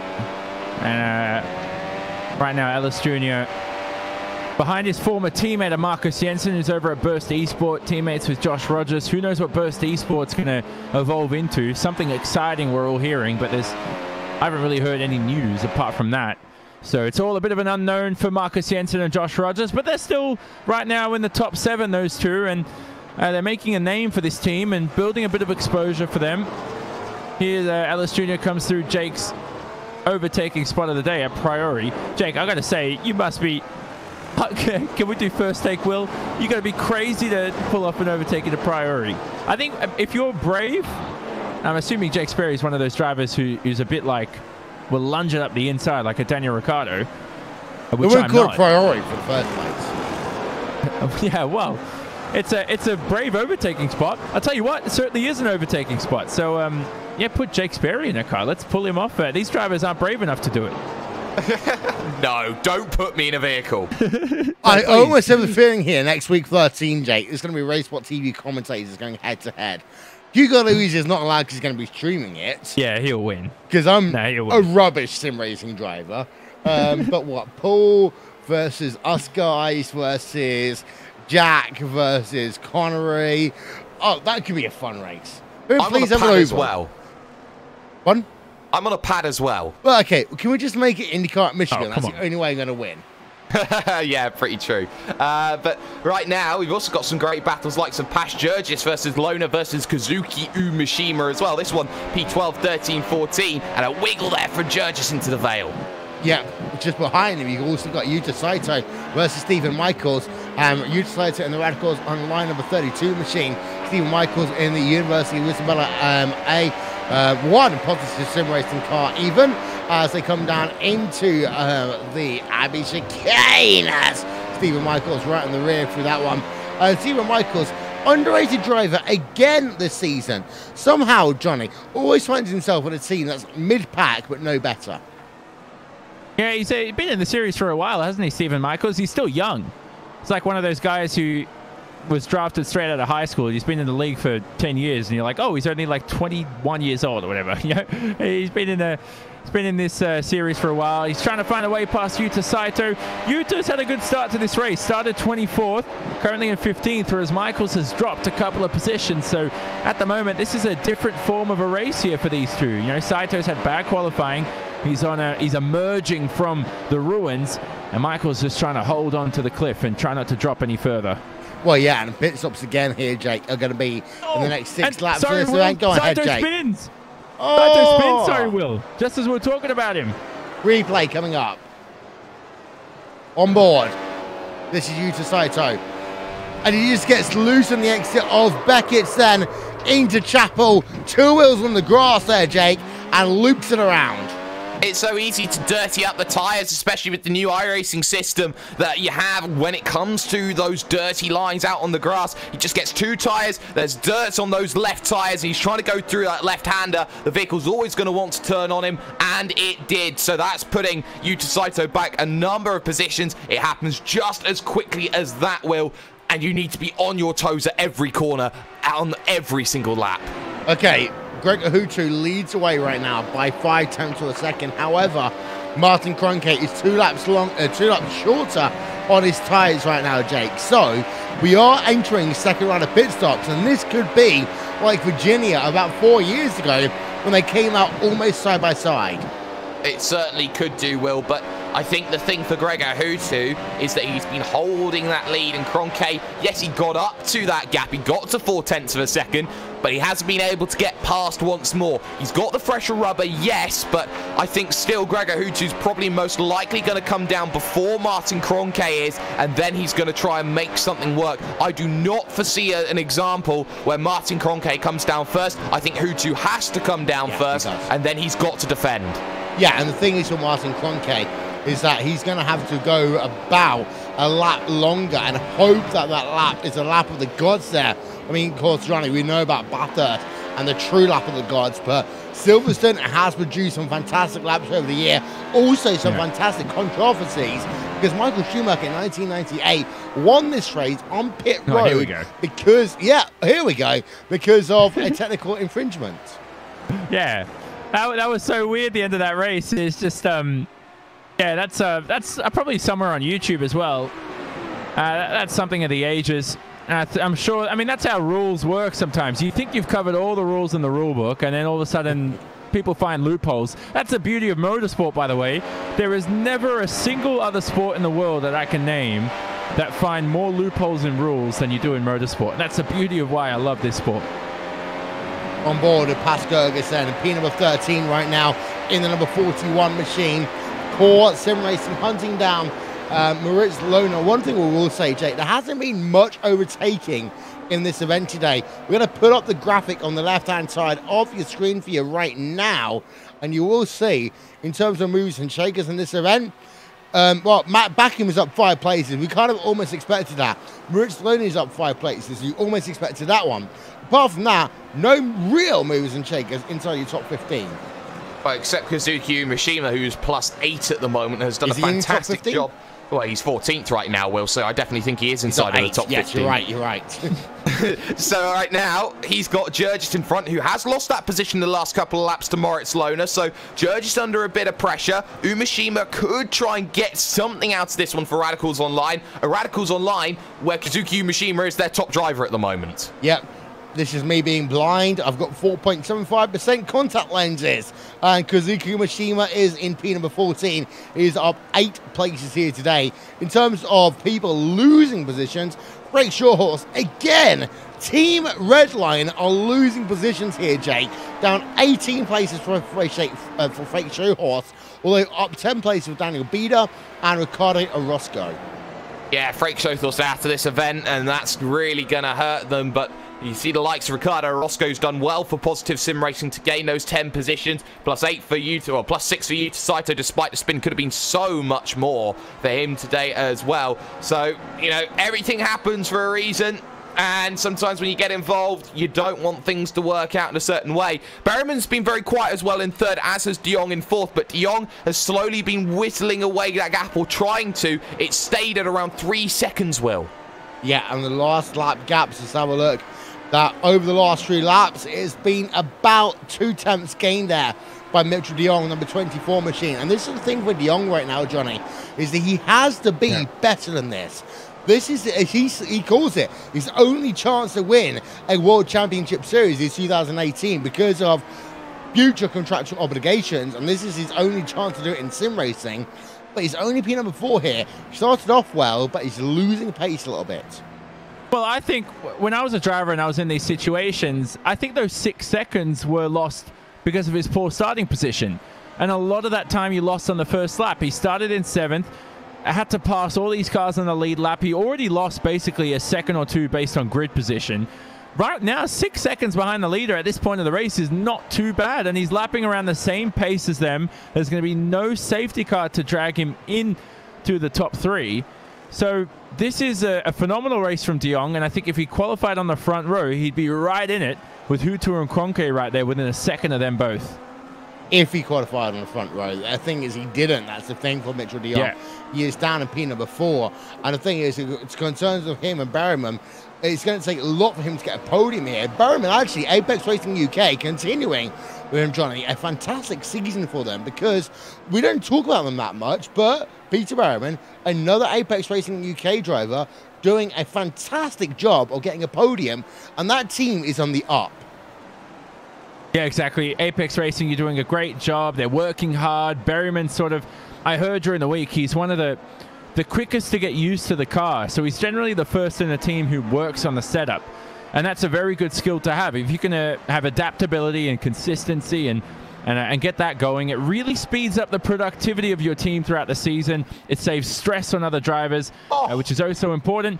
Jensen and Ellis Jr. again close in the pit lane, wasn't that, Jake? You were reacting to that. Ellis Jr. so brave during the braking zone, and they're side by side again going into the box. Well, Marcus Jensen was just so slow, and you see Kevin Ellis Jr. just absolutely perfect with the line. It pays to practice with the line, Will, because you see yourself get into that box. You can save upwards of a second here, and a side-by-side off the pit road as well. Hello, Indy, my old friend. Because that's the whole thing we talk about the Indy 500. You've got to be quick in and out as they go side-by-side right now. As look at that one there, Mark. Kevin Ellis Jr. is ahead, but behind the gaggle of cars going on. You've got yourself Jensen, Verges, Rasmussen, all in the same zip code here. As here is Freddie Rasmussen. He's now down to the inside and past Jan Verges.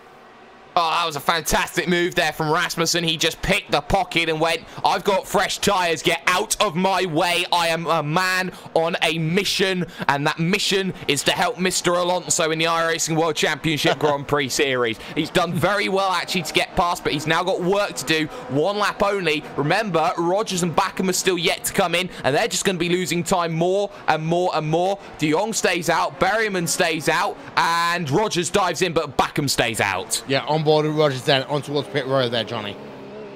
Yeah, exactly. This is around the time you want to make that last pit stop for the two-stop runners. So definitely everybody on the two-stop at this stage. Nobody out there today, I don't think, will be three-stopping. So quick pit stops, hopefully, for the bunch. Fluke is in. Yao Vaz, who's having a tremendous race, isn't he, Yao Vaz? And Moritz Lochner for Team 33 also in. Let's see how quick these pit stops are. And away, 4 seconds there for Josh Rogers. Back out onto track. There's 2 ways of regaining this, regaining yourself onto the track even, and Rogers takes the easier line. There are 2 different options, of course, there, Jake, and that's basically more for GT cars when they're in battles with LMP ones. Yes, that's certainly true, but look at how that's held up Marcus Jensen. It's allowed Rasmussen to just close up onto the rear, and he'll be looking for an opportunity maybe down the inside on the brakes. He thought about it, but didn't quite get close enough to make that move, as Jensen did very well. Having Josh Rogers there as a little bit of backup and security, but crucially enough, Kevin Ellis Jr. has jumped the train, and he's deciding, you know what, it's time to go for the pot of gold at the end. Okay, let's talk about FA Racing GT Logitech G for a moment here, Jake. P number 10? That's not what they're looking for, is it? No, it's not, but Martin Kroenke, more importantly, is down on the lane and down early, looking to get the undercut. He only went, I think, about 18 laps on this set of tyres, and he's going to have to go 22 on this one. Martin Kroenke has forced Gregor Hutu's hand. Hutu's got to come in. De Jong has stayed out. Berryman's come in with. Yep, so Kroenke is out. Thing is, of course, Kroenke had a shorter middle stint then, so this might still help out Gregor Hutu a little bit. Hutu, though, does have to come on towards pit road this time by, realistically, Johnny, if Hutu is going to keep the race lead. He has to. I think Kroenke's proven that on fresher rubber, it's almost impossible to overtake today. And so Hutu now, he comes through the Abbey chicane, under the bridge, has to make sure he pushes now. This is where you're going to use as much of the tire grip as you have left. Don't overdo it. Through Priory, whatever. Priory. Now through Brooklands, Priory. Comes through the final couple of corners. Let's see if he pits here. Through Luffield, he has to make sure he takes it tighter line. Don't go too wide, and then on the throttle hard. Perfect timing for Hutu. This is going to be a tight battle. This is essentially for half a hand on the trophy. Well, he's on towards pit road. Let's listen in. 47 miles an hour. 45 miles an hour then, as he's down to pit road speed. Here he is. 4 seconds is what he needs. 4.4. That's long there for Gregor Hutu. Where is Martin Kroenke? Kroenke may well be ahead. He is ahead. Hutu down into second place here as Kroenke has the race lead there, Jake. Yes, he does, but not net at the moment. Remember, Mitchell de Jong has stayed out still and has to come down in. He'll go for the big overcut then for his final stint and get past as many drivers as possible. For Gregor Hutu, he's got to do exactly the same thing that he did at Watkins Glen. This is a mirrored stint, really, Will. The fact that he's behind a Coanda vehicle with not many laps left to go in the event, and he's got the fresher rubber. This could be another four-corner situation. Well, we're on board right now with Mitchell de Jong, lap number 40 or 60 here in the iRacing World Championship Grand Prix Series. And Johnny, he should be on towards pit road this time by. Talk us through it. Here he comes now. It's going to make sure he's ready for it. Don't want to miss your box either. Are you ready for it? Is he going to go for it? That's the thing. Oh. No, he another lap. So this is interesting now. He'll have fresh rubber for the last stint, but he had a gap, didn't he? To, I think it was Kevin Ellis Jr. And I think now he's using that gap to drop back a little bit. And if he's quicker than Berryman, the time lost here may be worth it if he starts to reel him in and catch him. He may be a little bit quicker, but look at the oversteer and all the troubles and issues through the Maggots and Beckett section, then through Chapel. He's got to make sure now he pits before the tyres drop off a little bit more. Yep, so this is the driver of Mitchell de Jong then. Lap number 41 or 60 here at Silverstone in the VRS car as he heads himself down towards Club Corner underneath the Abbey Bridge. Abbey is a bank, of course, no longer exists. That is Santander. Well, I'm going to give you one opportunity to change your mind, Jake. Who's going to win this race? Oh, you're giving me an opportunity to change right now, but if Kroenke and Hutu get together, and we've seen how Hutu's got together with vehicles in the past, it could still very well be Peter Berryman, Will. I'm going to be bold and stay with my pick. Donny? Can I change? I'm going to go with... It's obviously going to be Kroenke or Hutu. We're just putting one eye on de Jong here to see if he pits. By the way, Kroenke has 1.4 second advantage over Hutu, and de Jong stays out for another lap. Well, de Jong stays out for another lap, so let's leave that to the side. I want to see Hutu's lap times now. Last lap round, or this lap round when he comes across. How much quicker is he in comparison to Kroenke? Does he have the extra grip? I think he may have gained a tenth or two here on Martin, but can he get past? That's the Murray Walker question that's coming into play. 2.5 tenths slower. Well, we're on board right now with Mac Backham in that number 16 machine, hunting down Joshua Rogers. Jake, let's put a lap on board of him. Talk us through it. Well, for now, Matt Backham needs to get within a couple of tenths of a second as he heads through Copse Corner, turn number 1, looking for every little bit of track that he possibly has available to him. Now through Max and Beckett's, this is where the dirty air becomes a massive factor and why the DRS isn't as effective as many people think it is on the run down the Hangar Straight, out of Chapel, into now the Hangar Straight they come along. And for Josh Rogers, he has Kevin Ellis Jr. in front. The big difference, though, he's not getting the DRS from Kevin Ellis Jr. on the brakes, right-hander, Stowe Corner, looking to get that power down off the exit is Rogers, and he does very well. Backham is following very nicely in tow. Now this is one of the slowest parts of the section, into the Vale and then Club Corner here, this long right-hander that you just try and ease onto the power as quickly as possible, and Matt Backham has closed ever so slightly over that middle part of the stint, looking to continue on that charge then as he heads into the Abbey chicane, left followed by the right, and if you can pick up a run up of here and in through Bridge, you may have harder shots into Priory. This is Bridge Corner, and you can see just how everyone moves all the way across. Not as much that time though from Matt Backham, and that different line is going to cost him a little bit of time in the overalls. They make the breaks into Brooklands. Luffield comes up, and then the small kick right of Woodcote, and that is a lap with Matt Backham. Meanwhile, let's have a look, and Mitchell de Jong is on pit road. So de Jong is on pit road, off pit road, and he is in P number 4 for the time being there, Johnny. Yeah, so this is good now. So his gap to Peter Berryman, well, I don't have the gap at the moment. Live timing will update soon, but about 8 he's seconds. definitely, it's about 8 seconds. There we go. So it's updated, and it was 3 seconds, I believe, before the pit stop phase. So now he's got much fresher rubber, and that's maybe what you need to overtake around this joint. That's something that we haven't seen for quite some time during this race. So de Jong, his strategy, pivotal pit stop there towards the end of the race, and quick 17-lap stint, extremely short to win the race. Behind, you got Marcus Jensen versus Jamie Floyd, P number 9 on track right now. Burst eSports versus Apex Racing UK. And whoa, Jake, they say some of these cars come from the same almost hypothesis between the two of them, between Burst Esports and Apex Racing UK. But right now, Fluke is behind Jensen, battle for P number 9, and these two hold no strangers. They are no strangers to each other, and Marcus Jensen, the young 17-year-old, against Jamie Fluke, the Irishman, the Northern Irishman, shall I say, as he looks to now try and find his way through. The big difference, though, there's a certain Mr. Freddie Rasmussen that isn't breaking away, that's giving Marcus Jensen that opportunity just to hold station. I think that's the biggest trouble that drivers have found today. Whenever they've gone to make that move, they've had a vehicle in front because there hasn't been that much differentiation in terms of times. You still got your top 10 split, Will, by 18 seconds out on circuit. That's remarkable.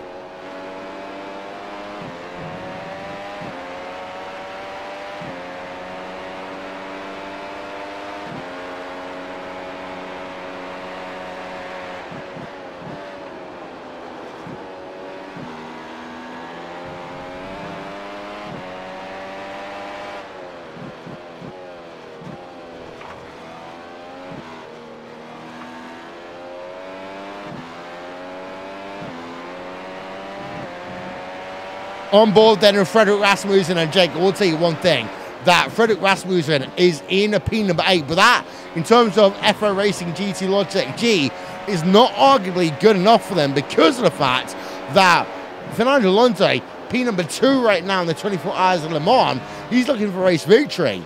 In terms of his eSports team, he was looking for the same, and they've not delivered so far.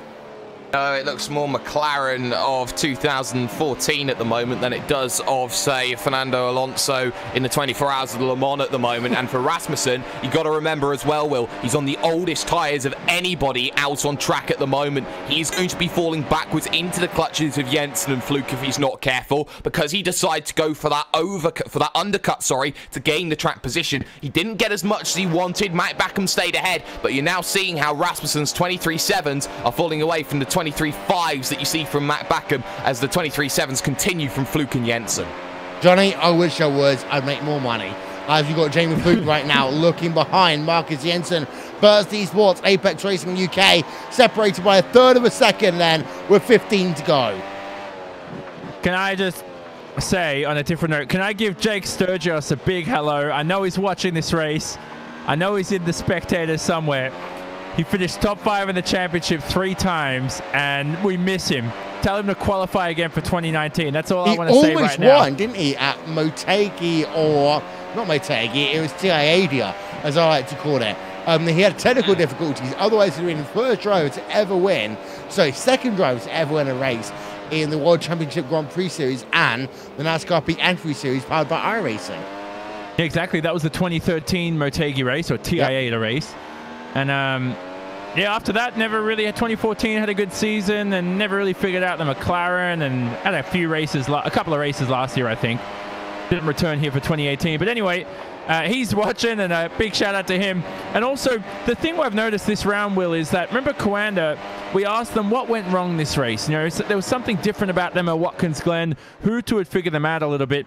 Straight away after the race, Mitchell de Jong said they knew the issue. They fixed it. I spoke to a lot of teams. They said it could have been an ERS issue, and just in terms of how they were using it. Straight away now at Silverstone, they're back to being quick. Could be on par for another race win here today. Hutu's just trying to keep them honest, though. So we'll wait and find out in just over 10 laps' time if Coanda have solved their errors from Watkins Glen. Imola, next race in the World Championship Grand Prix Series on July 7th. And then we've got ourselves Zandvoort, Indianapolis, Suzuka, Nürburgring, Spa, and Circuit of the Americas to round out our season. Well, Jake, it's a 14-race season here this season. So longer than last year, but still 2 rounds shorter than what we had in years previous. But in terms of tracks, they are very, very different. And I will say that Zandvoort and maybe Suzuka are going to be the 2 wildcard rounds of this season. I think they certainly could be, Will, and you look at Zandvoort, it hasn't been on the calendar for a couple of years, and so that coming back into play will certainly throw a cat amongst the pigeons. But Suzuka, always traditionally a difficult track, especially with the Japanese asphalt that you get to see around there, so I think that could throw up a few surprises. Radicals may decide to come up to the forefront once more at a circuit like Suzuka, but for now I think that this Silverstone race has been a really good form setter. Yes, Kroenke arguably is still the quickest driver in this field, but not by much at the moment. Hutu still gained a couple of hundredths, and it was 3/10 over that last lap as he tried to get past Mogar Filio. So for Gregor Hutu, he's still within 1.2 seconds. The moment he brings that within a second, Will, psychological advantage goes back to Hutu, and I wonder if Hutu will try and run Kroenke out of fuel. You know the thing that I'm most angry about in this race here today, Johnny, is that we haven't got a Porsche pig skin livery. No, we don't. Someone should run that. I think they do this in Formula 1. You know, when drivers have special helmets. We should have teams running like special livery rounds a lot more. They're doing the NASCAR Big Entry Series. They had the throwback series at Darlington. Yeah, well, exactly. I didn't think about that. That's true. And that's something that we should consider this series. So where's Kevin Ellis Jr. in this race? He's P5. He needs to push that through in the forums. If he's the guy who's pushing through solutions to possibly... Let's get a 3D skin back, for starters. Let's go. Let's have all the cars red, black, and white, but at least one race, so we have absolutely no idea who is where on track, and then go from there, except for Orion, of course. Yeah, it's like when you wear historical jerseys in US sports, isn't it? And you get that kind of stuff going. That's something to do for the future. You can also No, that's it. I have nothing else to suggest. I was hoping when I said that something was going to pop up in my mind, and nothing did. So we're just back to blank. Jake, any other ideas? My idea is that drivers actually have themselves an opportunity to overtake. Maybe we could even do something very, very interesting, like a reverse race or something like that, where you put the quick drivers at the back and the slow drivers at the front and see how things end up. You do that, and then also you turn in the wrong direction for 100 laps, and then have them going opposite direction for the last 50 laps. Well, I think there's only a couple of circuits that allow that, Will.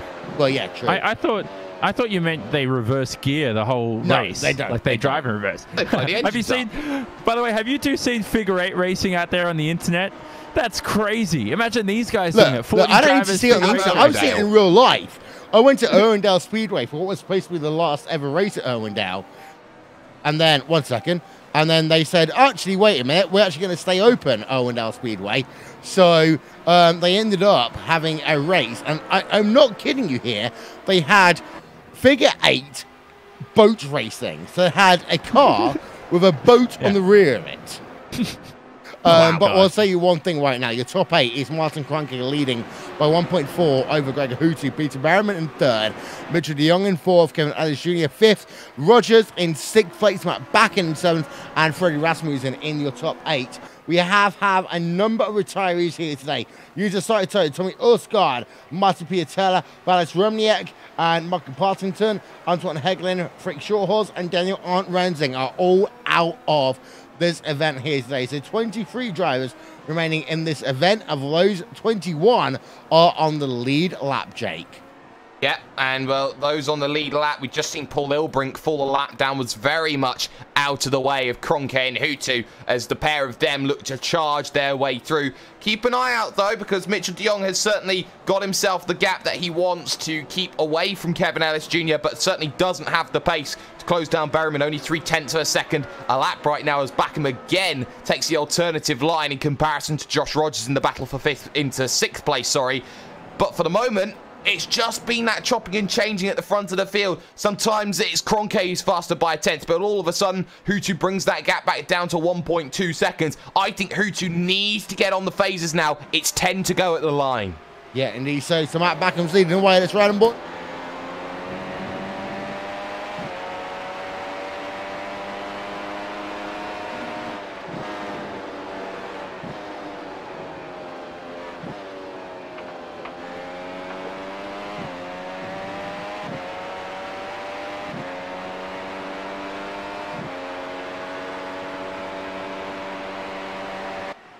Well, that is Backham then trying to close up to the rear of Josh Rogers. For those of you that were listening and might have heard a bit of a beep, we apologise. It was just going something, hello, my name is, as Matt Backham is currently in P number 7. Josh Rogers in P number 6 right now, Johnny. Yep, so looking at the championship battle, at the end of this race, it could be potentially at the moment, looking at the way everyone's finishing, could be Gregor Huttu in the lead of the championship.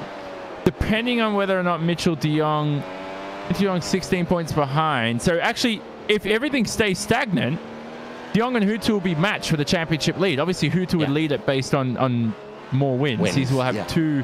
Oh, no, so it would be 1-1, actually. No, excuse me.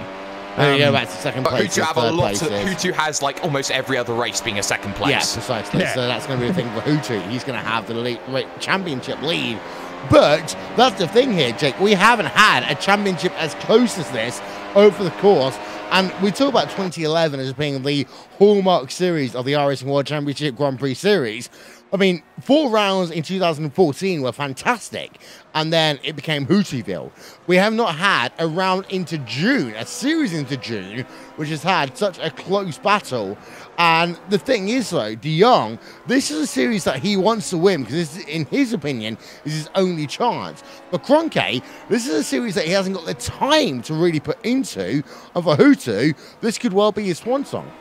This could be the time that I finally get to never say Huttu is a 5-time world champion. For as long as I've been in sim racing, Gregor Huttu has always been a 5-time world champion. So for me, that would say that I've actually seen Gregor Huttu win a world championship in my sim racing career. But for now, Mitchell de Jong knows what he needs to do. He needs to get results. It's not happened today, but we know that he can bounce back very, very well. We know that for Martin Kroenke, he has been fighting from the back foot ever since Monza, and he's looking now to try and make sure that he is there in the championship. The only way he can do that is if he beats the man behind him every single time. That gap has suddenly crept up, though, to 2.2 seconds. A horror lap from Gregor Houtu, a 1:24 flat. Yeah, de Jong's also catching up to the rear of Peter Bergman. The gap is currently 4.6 seconds. However, de Jong was closing until very, very recently. Don't forget here on the iRacing World Championship Grand Prix Series, catch the race recap on the Sim Racing Observer after this event, and also check out the Simone Racing Report for news, interviews, and analysis with all your favorite drivers in the world of iRacing. And coming soon, the RaceSpot TV podcast, which will have nothing to do with anything apart from just having fun and talking complete and utter nonsense for a period of time that is yet to be determined. Mitchell de Jong then is running himself in P number 4, losing time all of a sudden to Peter Bergman then. And well, Johnny, that is what we thought might have been a battle at the end of the race, but not happening just yet. Oh, but have a look at Backham. He had a big look at Josh Rogers at Priory, and right there, they live another day. It reminded me of Schotthorst's attempt on lap 1. I think it was on Jamie Fluke. I might have got that wrong, but that ended Schotthorst's race. Or maybe he had just ended his own. Who knows? And they come here to cop. So Backham's looking really quick. Jamie Fluke's looking really quick on Marcus Jensen. Jensen's right behind Freddie Rasmussen as well. But you talk about de Jong, Will, he's looking close too. So good little scraps here to win the race. Yeah, as we go then towards less than 10 to go, lap number 53 of 60. I'll tell you one thing, Jake. Right now, I'm looking as though I want to put the 60 kilometers to go graphic on screen. I think you certainly do want to put the many kilometers to go on screen, but for the moment, it has been one of those races which has been maybe a lot calmer than people have thought it would be. It has been a lot of waiting for the right moment to strike, and I think a few drivers maybe have been a little bit tentative on when that right moment is. For example, Jamie Fluke has been stuck for at least the last 10 laps behind Marcus Jensen, if not a little bit more. And for Jamie Fluke, 10th position when he's looking to try and battle it out with Berryman to be the #1 driver in Apex. 10th compared to 3rd, that's not where Jamie Fluke wants to be, but it has been an okay run from him. 9th back to 10th. Yeah, and Fluke there running in that P number 10 position. Marcus Jensen just ahead of him in that Burst eSports car. And Freddie Rasmussen is still in hunt as well. We might see a couple of big position changes in the last few laps here, Johnny, but we will say this has been not the most boring race of the season, but the more predictable race of the season. Yeah, I mean, I don't want to say it's boring too much. It's been tight battles, lack of overtaking. It depends what you look for in a race, you know. Every time there's lack of on-track action in a race, I look at strategies, I look at high IQ driving, defensive driving, that kind of stuff. So, you know, all the stuff we discuss. By the way, I still have to say, I had no idea we're doing a RaceSpot TV podcast. I heard about that for the first time. That's okay. I thought about it about 2 hours ago. Well, it's something I'm looking forward to. And can I also say, actually, the Simone Racing Report podcast, there is a very interesting one coming out possibly 2 or 3 days into the future. Subscribe and stay tuned. It's going to be a great one. One of the best ones I think we've ever had. Interesting. Well, we should have had you on after Indianapolis, the Indy 500. Well, yeah, true. I fell asleep almost during the Indy 500 because it's not the sort of Indy 500 race we've had over the last 5 years.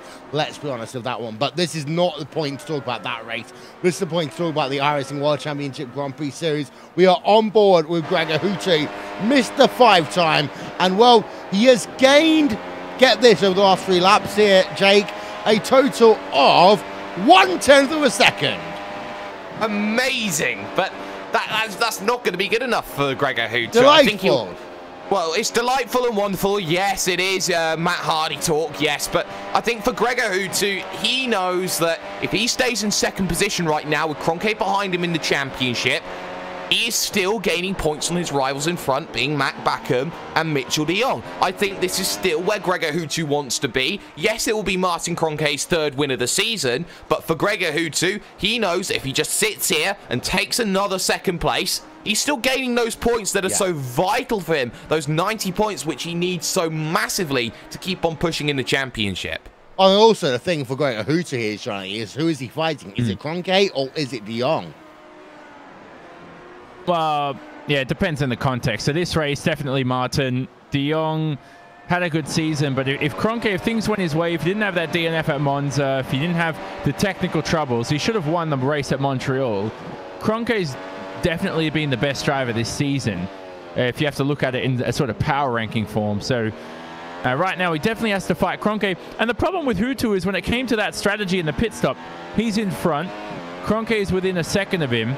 It's damned if you do, damned if you don't. If you enter the pit lane, you pit too early, you've got more used tires over that last stint. But I think that was probably the best way to do it. I think when Hutu came up to that lap 37 or 39, whenever Kroenke pitted, he should have just said, I'm going to pit now. I'm not waiting for Martin. You know, Martin, have all the clean air you want.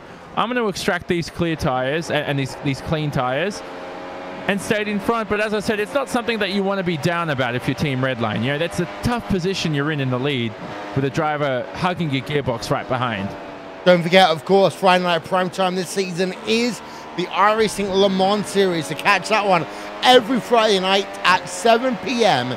GMT here on the world's greatest sim racing broadcaster, eSport TV, and also on iRacing Live. Looking at Fredrik Rasmussen, FA Racing, G2 Logitech G, and Marcus Jensen in Burst Esports, battling out for P number 8 there, Jake. Yeah, they're battling it out for 8th position and having a pretty nice scrap as well. But the thing is, there's just that gap for Rasmussen that he's got. This could be Fluke's opportunity, though. Was in a couple of tenths of a second, had a mini look, but wasn't really close enough. And here's a little fact that you may need. We've got Matt Backham still on the rear of Josh Rogers, looking for the move again down the inside. Not going to quite find it, but here's a fact, Will. We haven't had back-to-back winners so far this season, and that's set to continue if things stay like this. It does, and again, this is why we get the comparisons to 2011 as we're on board and Matt Backham gets a slower run out on Luffield number 2 through Woodcote towards the start-finish line. 4 laps to go. Social media expert Jack Stiles, well, your Twitch has just been overtaken because apparently Fernando Alonso is now racing an LMP1 at Le Mans. He has. He's just got in the number 8 for anyone who really cares. Obviously, 4 more laps to go here at Silverstone. A few more at Le Mans, I believe. But yes, Fernando Alonso, he has got one driver in the series in the form of Fredrik Rasmussen and the FA G2 Logitech G car. But he is now in the number 8 Toyota at Le Mans. And I believe they are currently leading as well. Yeah, they are, as we're just having a look there at Matt Backham. For Josh Rogers, he had the advantage of DRS then down the back because of a lapped car there, Jake. But Backham, I think, is now hunting P number 6, and I actually have to say the tyres have gone off on Josh Rogers, because here is Backham. He's as close as he's ever been towards the Abbott chicane, and Backham all of a sudden is hounding down to the inside. He's trying, there's contact though, and they're both going to go off here. They're both going to survive, and this allows Rasmussen the chance. Moves to the outside, runs out of road, and suddenly Matt Backham, all of a sudden, is trying everything to get himself back in. But right now, Rasmussen is right on the rear here, Will. Yeah, there's a replay as we saw both drivers go off. Backham has to remain where he is. He does not lose a position to Freddie Rasmussen. He tries to dive down to the inside again on Josh Rogers, but Johnny, that was close. That was brave from Matt Backham. Brilliant racecraft. And just a slight bit of contact. Hey, I like that. Little pushing and shoving. Nothing against the rules. I don't mind that. Everyone loves to complain about that kind of stuff, but that's racing for you. And right now, Rogers just has to manage these next few laps to win this race. Does Backham still have the tyres in him? Did he degrade them at all, battling too hard with Josh Rogers? Here we go, round 2 between this bunch. Yep, down the hangar straight away once again. Last time by, Backham did lose a bit of time, of course, because of that incident, but he gains again, Johnny, towards Club Corner. Yeah, here he is now in the braking zone. This is the traction zone we've seen Backham really master throughout the whole weekend, even in qualifying as well. And here he is on the exit, a bit too far behind now to pull off an overtake. So he has to set it up really through this stadium section here. He has to stay close to Rogers, don't overdo it, stay close through Copse, Maggots and Beckett's, and maybe it could be Jake Sperry's corner over here that he could pull off the move. Yeah, as Matt Backham then remains in 7th place. It is still Kroenke leading the way with a lap and 2/3 to go, though. However, the gap between himself there, Jake, and Gregor Hutu is 2 seconds on track. And it looks as though that Kroenke has worked strategy to his advantage today. He certainly has, and Martin Kroenke has played that strategy game better than anybody else. He is one of the geniuses of sim racing, and I don't say that very lightly. He knows things that I would never have any clue of trying to understand, and well, Martin Kroenke has proven that his knowledge is superior once more again today. Back though to Josh Rogers, a slight wiggle coming though out of Chapel. Here's the chance for Backham on the run to Stowe. Yeah, here they come once again. The DRS flap is wide open to the outside. Then will come the driver of Matt Backham. Not able to do it just yet as they now come towards Club Corner. Can he dive to the inside? No. Backham, in fact, loses the position to Freddie Rasmussen. Replay of that one coming up for you. Johnny took us through it. Oh, he just lost it on the exit. He had no traction, and they're still going to battle. So we'll follow the replay through all the way down to Abbey, because right now live, he's alongside Freddie Rasmussen. He's trying the outside line. He's actually pulled off the overtake. Incredible move by Matt Backham. And here comes Jensen.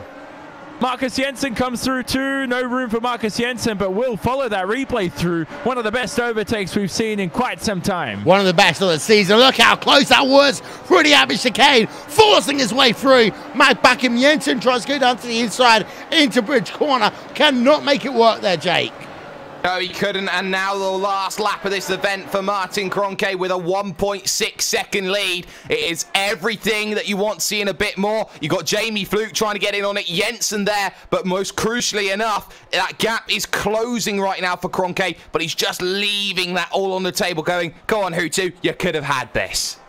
2 years ago, this is when we picked up the voices and say, have you ever indeed? Because Martin Kroenke stole the race victory away from Gregor Hutu. Right now, the gap is 1.5 seconds as they work themselves now through Bridge Corner in towards the stadium complex. You can see the rubbered in track. You can see how Kawanda, after losing their streak last time out, have bounced back through Loffield for the final 2 corners.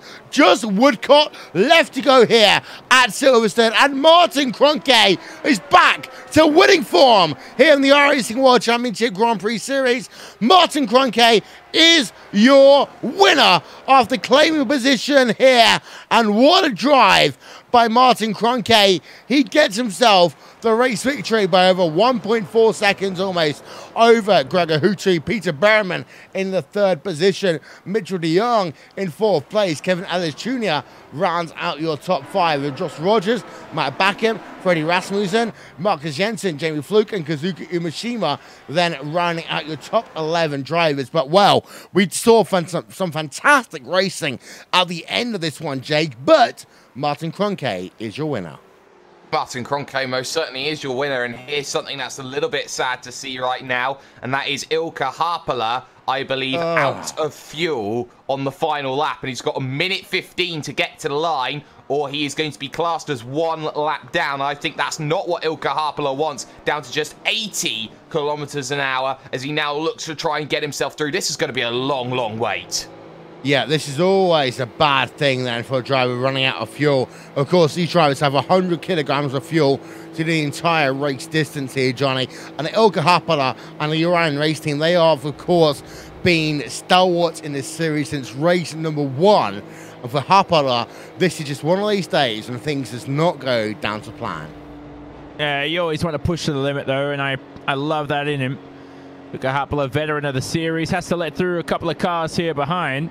Or is that Kroenke and Hutu going through? Oh, my God. The leader's going past him. He's still racing. Get out of the way, guys. He's going to make it, though. Yeah, because, of course, the fact that he's been passed before the start-finish line, after the start-finish line even, Haapala will still be able to be classified on the lead lap. It doesn't mean much there, Johnny, but it's still a couple of points, and that is what's important, as he's now through. I've never seen that in my life, and he crosses the line. Well done to him. I've never seen the leaders who have finished the race past cars who are still racing ever in any motorsport series or eSport series ever. That's remarkable. That's something I'm going to remember for a long time. But congrats to Martin Kroenke, back to the race winner. A thrilling win for him. Returns to victory lane, top step of the podium, whatever you want to call it. And that, for him, is his third win of the season. He now has won the most races this season out of all the drivers on the grid. Yep. So let's have a look then through your finishing race results here from Silverstone.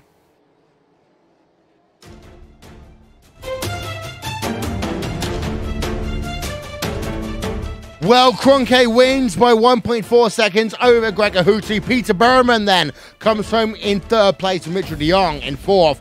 Kevin Ellis Jr. in fifth. Sixth place will be Josh Rogers, Matt Backham, Freddie Rasmussen, Marcus Jensen, and Jamie Fluke rounds out your top 10 here this afternoon. And what that means is that we have got ourselves Martin Kroenke for VOS Car and Sim Sports, Redline in second, Apex Racing UK in third and fifth and 10th here today. But it's still also about the fact that Coanda have started a new streak. They lost it out here at Watkins Glen, but now they are back on top of the winners rostrum. Yalvaz, P number 11. Radicals Online, Kazuki Umashima 12th. Pasgurgis 13th. Moritz Lohner 14th. Stephen Michaels 15th. Rest of the results up on your screen here from Silverstone. We are going to take a break. We'll be back in just a few moments' time.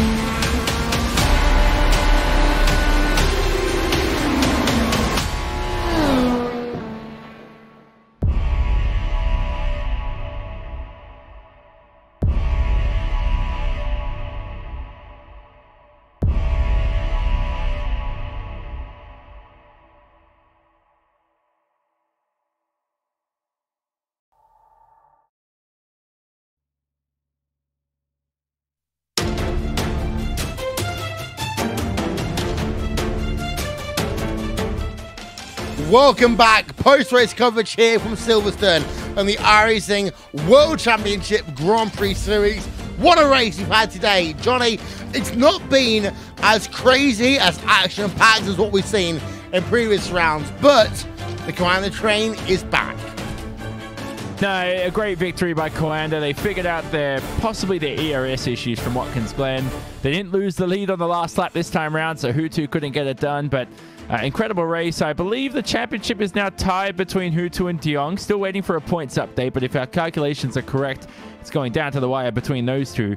But at the moment, it looks like Kroenke is definitely probably the quickest driver out there on the grid. If he had that Montreal win and didn't have the Monza DNF, he'd certainly be leading the championship at this stage. Yeah, and Jake, if you look beyond the immediate headlines, you can still see this is still a topsy-turvy season. De Jong, championship leader, now joint championship leader in P4. Hutu, another second place. Kroenke winning again. Still no one knows who's going to win this championship because no one has had true form this series. No, we haven't had back-to-back winners yet this season, and that is the most surprising thing out of the lot. Yes, you can say Coanda have won 6 of the first 7 races, but more crucially than that, it has been down to a point of nobody can get 2 wins in a row. Nobody can wrest the form book away. It seems everyone wants to play hot potato right now with this championship. And the fact that we are still talking undecided into the second half of this season, and we still don't know if any one of 4 can still win this, I'm excited, Will. I'm really excited. I am indeed as well, as we have got ourselves your race winner, the driver of that Coanda Silversports machine, number 5, Martin Kroenke. Welcome back to Victory Lane. Oh, thank you. Okay, this wasn't an easy one, but you had to battle with Martin Kroenke, to battle with yourself, had to battle with other drivers as well, of course, including Gregor Hutu throughout the course of this event, but you did get yourself the victory here today. How hard was it out on track?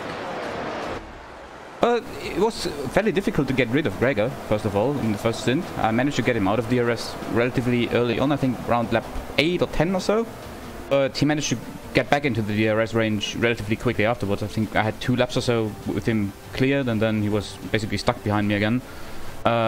He managed to get the undercut done, which was a little bit annoying, because then I would essentially be stuck behind him all the time. I could get pretty close to him for most of the time.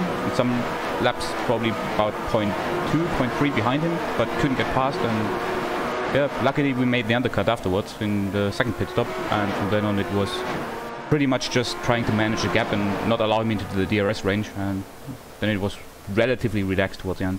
2 and 1. First of all, how worried were you about the undercut? And also, are you frustrated about the fact that races these days have gone from being everyone pitched at the same time-ish to now being a case of if you work the undercut or work the overcut, strategy dictates the victories more than necessarily how fast you are on track? I don't find that frustrating at all, to be honest. I think it's a good thing for the series overall, good for the viewers, good for everyone, really. It makes racing a lot more interesting, and having a little bit of leeway with what you do with strategy is a good thing, in my opinion. You get yourself victory, of course. VOS Command Sim Sports lost their streak last summer at Watkins Glen. You've got that back. We did have an interview after Watkins Glen review because, of course, I can imagine how frustrated you were after that event. But it's a new streak then starting for Command Sim Sports in the middle part of the 2018 season. How long do you think that Kiwana can keep this one going? Oh, tough to say. I mean, we haven't had back-to-back winners yet, as you just mentioned, and I think the season is, and the performances on track are a lot closer than it was last year, and maybe towards the end of 2016. So I have no idea. Hopefully for a long time, hopefully a couple of years, but realistically, I can't tell. Could be over next race, could go for a couple of races. I don't know. Yeah, we're showing the outcoming races from this event. We've got Imola, Zandvoort, Indianapolis, Suzuka, Nürburgring, Spa, and Kota coming up in the schedule. Which of those are you looking forward to the most? Certainly Spa and Suzuka. I think those are tracks that are really good for us. Kota should be good as well. Zandvoort is a little bit of an unknown. We have never raced a car there, I think. Yeah. And I'm not really quite sure how well that track is suited for this car. We'll see. That's probably the one I look the least forward to. Well, before we let you go then, Martin Kroenke, you do one here today. Who do you want to thank from Command Sim Sports and that entire organisation? Well, first of all, my teammates for working on the setup and doing all the preparation for this week. Then massive shout out to our spotters. They did a strategy call today and they have worked very, very well. So huge thanks to those. Then also thanks to our sponsors. First of all to Virtual Racing School, to Huizinveld, N1 Design, SimQuip, Dual Real Timing, and also thanks to you guys. Well, thank you very much there. And that is Martin Kroenke coming home with a victory here today. And we'll see one thing here, Jake. Like, Command Sim Sports are back on a streak, but it's not one that seems as if it's going to be certain heading into the next round of championships. We heard there, Martin Kroenke saying Zandvoort might be one of those, okay, throw it away tracks. But there's also Indianapolis. I think that actually Redline going to be better than them at that track. And also Apex. If you want to have a race in for Apex, Indianapolis is your next best bet. You have to also remember, Will, the fact that when The Undertaker had his massive streak, nobody really talked about that streak for about 10, 12 WrestleManias. So I don't think that having a streak is something you brag about straight away. It's something that you build. It's a stature over time. And talking about a streak early on, I have never known a streak of one be so heralded and so celebrated. Well, you say that, but of course they've just finished a streak. They're starting another one race afterwards. Yeah, The Undertaker might have had one in the wonderful scripted world of Paul Heyman WWE, but we have to say that it looks like Kiwana have found some form here today. I say some form because Backham only came home in P number 7, De Jong only in P number 4, Jake.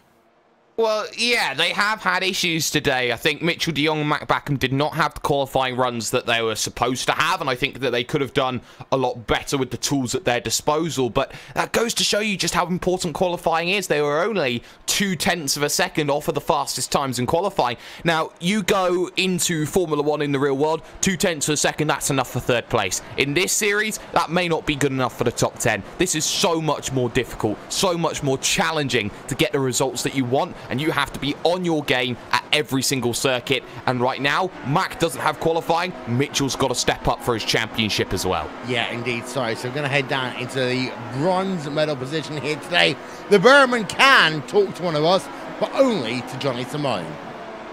He is the number 69 driver of Peter Berryman, who has had a brilliant race. I have to say, Peter, incredible pace. Only 8 seconds off victory. This is one of your best races probably of all time in this series. Yeah, 4/10 closer than last week, so yeah, slowly getting there, 10th by 10th.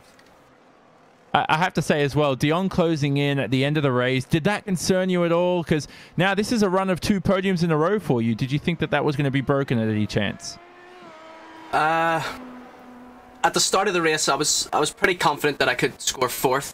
I mean, usually the top 3 guys are the same top 3 guys all the time, so I was pretty satisfied if I had 4th, but yeah, I felt confident that I could hold Mitchell off just at the pace we were going, you know, hitting at the same lap. So I guess he obviously decided to try something different with the strategy, and I've seen him going very, very long. So yeah, when he came out after the pits, I knew he needed, I think my spotter said, roughly half a second a lap, I think, and yeah, lap by lap, it was sort of half a second a lap continuously, so I knew it was going to be super close at the end. It definitely scared me how close he was getting, but I was pretty confident, you know, once he hit the dirty air, it would be quite tough to pass, even when he did catch up to me. So, yeah, super pleased with that. I have to say, your start, though, from both yourself and Kevin Ellis Jr., too, were very poor. Kevin had a lot more wheel spin than you, but you just bogged down. You just didn't seem to get off the line at all. Any issues with that? Yeah, just my left foot, I guess. I mean, I didn't even know it was that bad a start because I didn't even see anybody go past me, so I just assumed it was okay. But yeah, I guess if you guys have seen it, then yeah, it's just all my left foot, I guess. Just my mistake. That's all it is. And also Imola coming up next. This is a racetrack. Are you quite familiar with Imola? Is it a racetrack you go well at? How good are your chances over there? Yeah, no idea. I think I've done one WCS race and maybe an IGPS race at some point. So yeah, I haven't been around that track in a long time, so haven't a clue. No idea. Well, Will, he finished there 7th a couple of years ago in his rookie season. He's looking to possibly continue his streak of podiums to 3 in a row in just a few weeks' time. And let's see if he can do it. That's Peter Berryman, who finished on the podium. Yeah, from the Apex Racing UK organisation. P number 4 is the driver of Mitchell de Jong, stood by with Jake Sperry. Mitchell, I did say just a couple of minutes ago that probably you needed to step up in terms of that qualifying performance. Was that something that you weren't expecting today? No, I think I expected that result, given how the lap was. I pretty much lost 2 tenths exactly, exiting one of the low-speed chicanes before going to the bridge. Just got a little bit of wheel spin, and there goes 2 tenths. Obviously, a little bit of hundredths here and there on some other corners, so it was just one mistake, and really affected, I would say, the race quite a bit for me. How difficult has overtaking been today then at Silverstone? We've seen how a lot of drivers, not just in your team but in other teams as well, have struggled to make those positions. Do you feel that today that making positions was always going to be difficult, such was that you went so long for that second stop? I think it was quite expected that would be this difficult. I didn't really have to deal with that too much. We had a nice battle with Marcus and Josh pretty early in the first stint when the tires were still quite fresh, so it really didn't hurt me too bad. But I think it was quite okay, given what we were expecting. I went a bit too conservative, I'd say, with the setup, trying to make it last a bit longer on the long run, and yeah, really hurt my early stint pace. So I think that made it quite a bit more difficult for myself, trying to catch up and overtake people. So nope, it's you live and you learn. You lose ground then to Gregor Houtu. You head to Imola in the second half of the season. Maybe not on the most electric of form that we've seen from you. How are you going to wrest back control of this championship and get yourself back onto the winner's circle? Well, to be honest, I'm not too upset about, you know, the pace once we were in the race. So I think we can just take the positives from that. I think all the tracks from here on are a bit more favorable for me. I quite like them a lot more than kind of the earlier rounds, so I'm looking forward to that. And you know, I don't want to come here and finish 4th. I want to, you know, be winning and fighting for wins. So yeah, we'll get back. We'll get back there. Wants to be winning and fighting for wins, Will. How crucial is that for Mitchell de Jong, who finished 4th today? He knows he's in for a championship fight, and he's got to go and get those championship results. He does indeed. That is Mitchell de Jong then coming home in P number 4. Let's get some final thoughts then. Half the season is now scored complete, Johnny, and I still have no idea who's going to win this championship, because de Jong can win it, Houtu can win it, Kroenke can win it. I also think that if some other teams put it together in the second half of the championship, there could be new drivers coming into the fold as well. Yeah, who knows? And those new teams could be the likes of Apex Racing UK, who constantly improve. Peter Berryman, 8 seconds off a race win. Incredible stuff from him. Jake, in terms of this series so far, though, 2018 has been one to remember. Yes, this has been the most boring, we might argue, of all of the 7 rounds so far, but it doesn't mean it's been a boring race. No, it doesn't, and I think that it still did a lot to set a precedent into the second half of the season. We did see how Gregor Hutu almost got the shot at turn number 1 around the outside of Martin Kroenke. Kroenke's got to do better when it comes to his start. We also saw just how difficult it was to overtake today, and when you look at circuits like Imola, which are traditionally difficult to overtake at, Zandvoort's quite difficult to make overtakes at. You know, you got some circuits coming up later on in the season, Will, where overtaking is going to be a premium, and you need to play that strategy game. Silverstone looks like it's going to be one of the form book setters for those 2 rounds of the championship. For drivers looking in that mid-pack, the likes of Kevin Ellis Jr., who's still waiting for interview, by the way, you look at those drivers who need to make that charge. They've got to work incredibly hard to make things work. Yeah, we're going to talk to Kevin Ellis Jr. very quickly then. Kevin Ellis Jr., welcome to RaceSport TV, Victory Lane. Of course, you've been number 5 here today, getting yourself a strong finish in that Apex Racing UK machine. Yeah, cheers. Today was a really tough race, probably one of the toughest ones of the year, and it just seemed to be that strategy was really the main decisive factor in this race. Overtaking was just so tough. I mean, even if you were about half a second a lot quicker than someone, it was just so difficult to try and get a run out of Maggots and Beckett's down that straight. So yeah, we really had to try and work on the strategy to get ahead of those burst guys, because after about 10 laps or so, those guys began to struggle early on, and we were just losing time, and we knew we had to do something different on that second stop there. So yeah, today was definitely one of the toughest races, but glad to get out of that with a top 5. That was probably, let's say, the maximum we could have managed today. So yeah, chuffed. 2 and 1 here. You talk about how hard it is to overtake. Does that remind you of a couple of years ago when you were the team that's struggling in the second half of a stint? But also, we talked about this being maybe the most boring race of the season. Did it feel the most boring race for you? Not so much boring, more frustrating, I think, because I felt like I was losing about a 10th or 2 a lap behind those burst cars.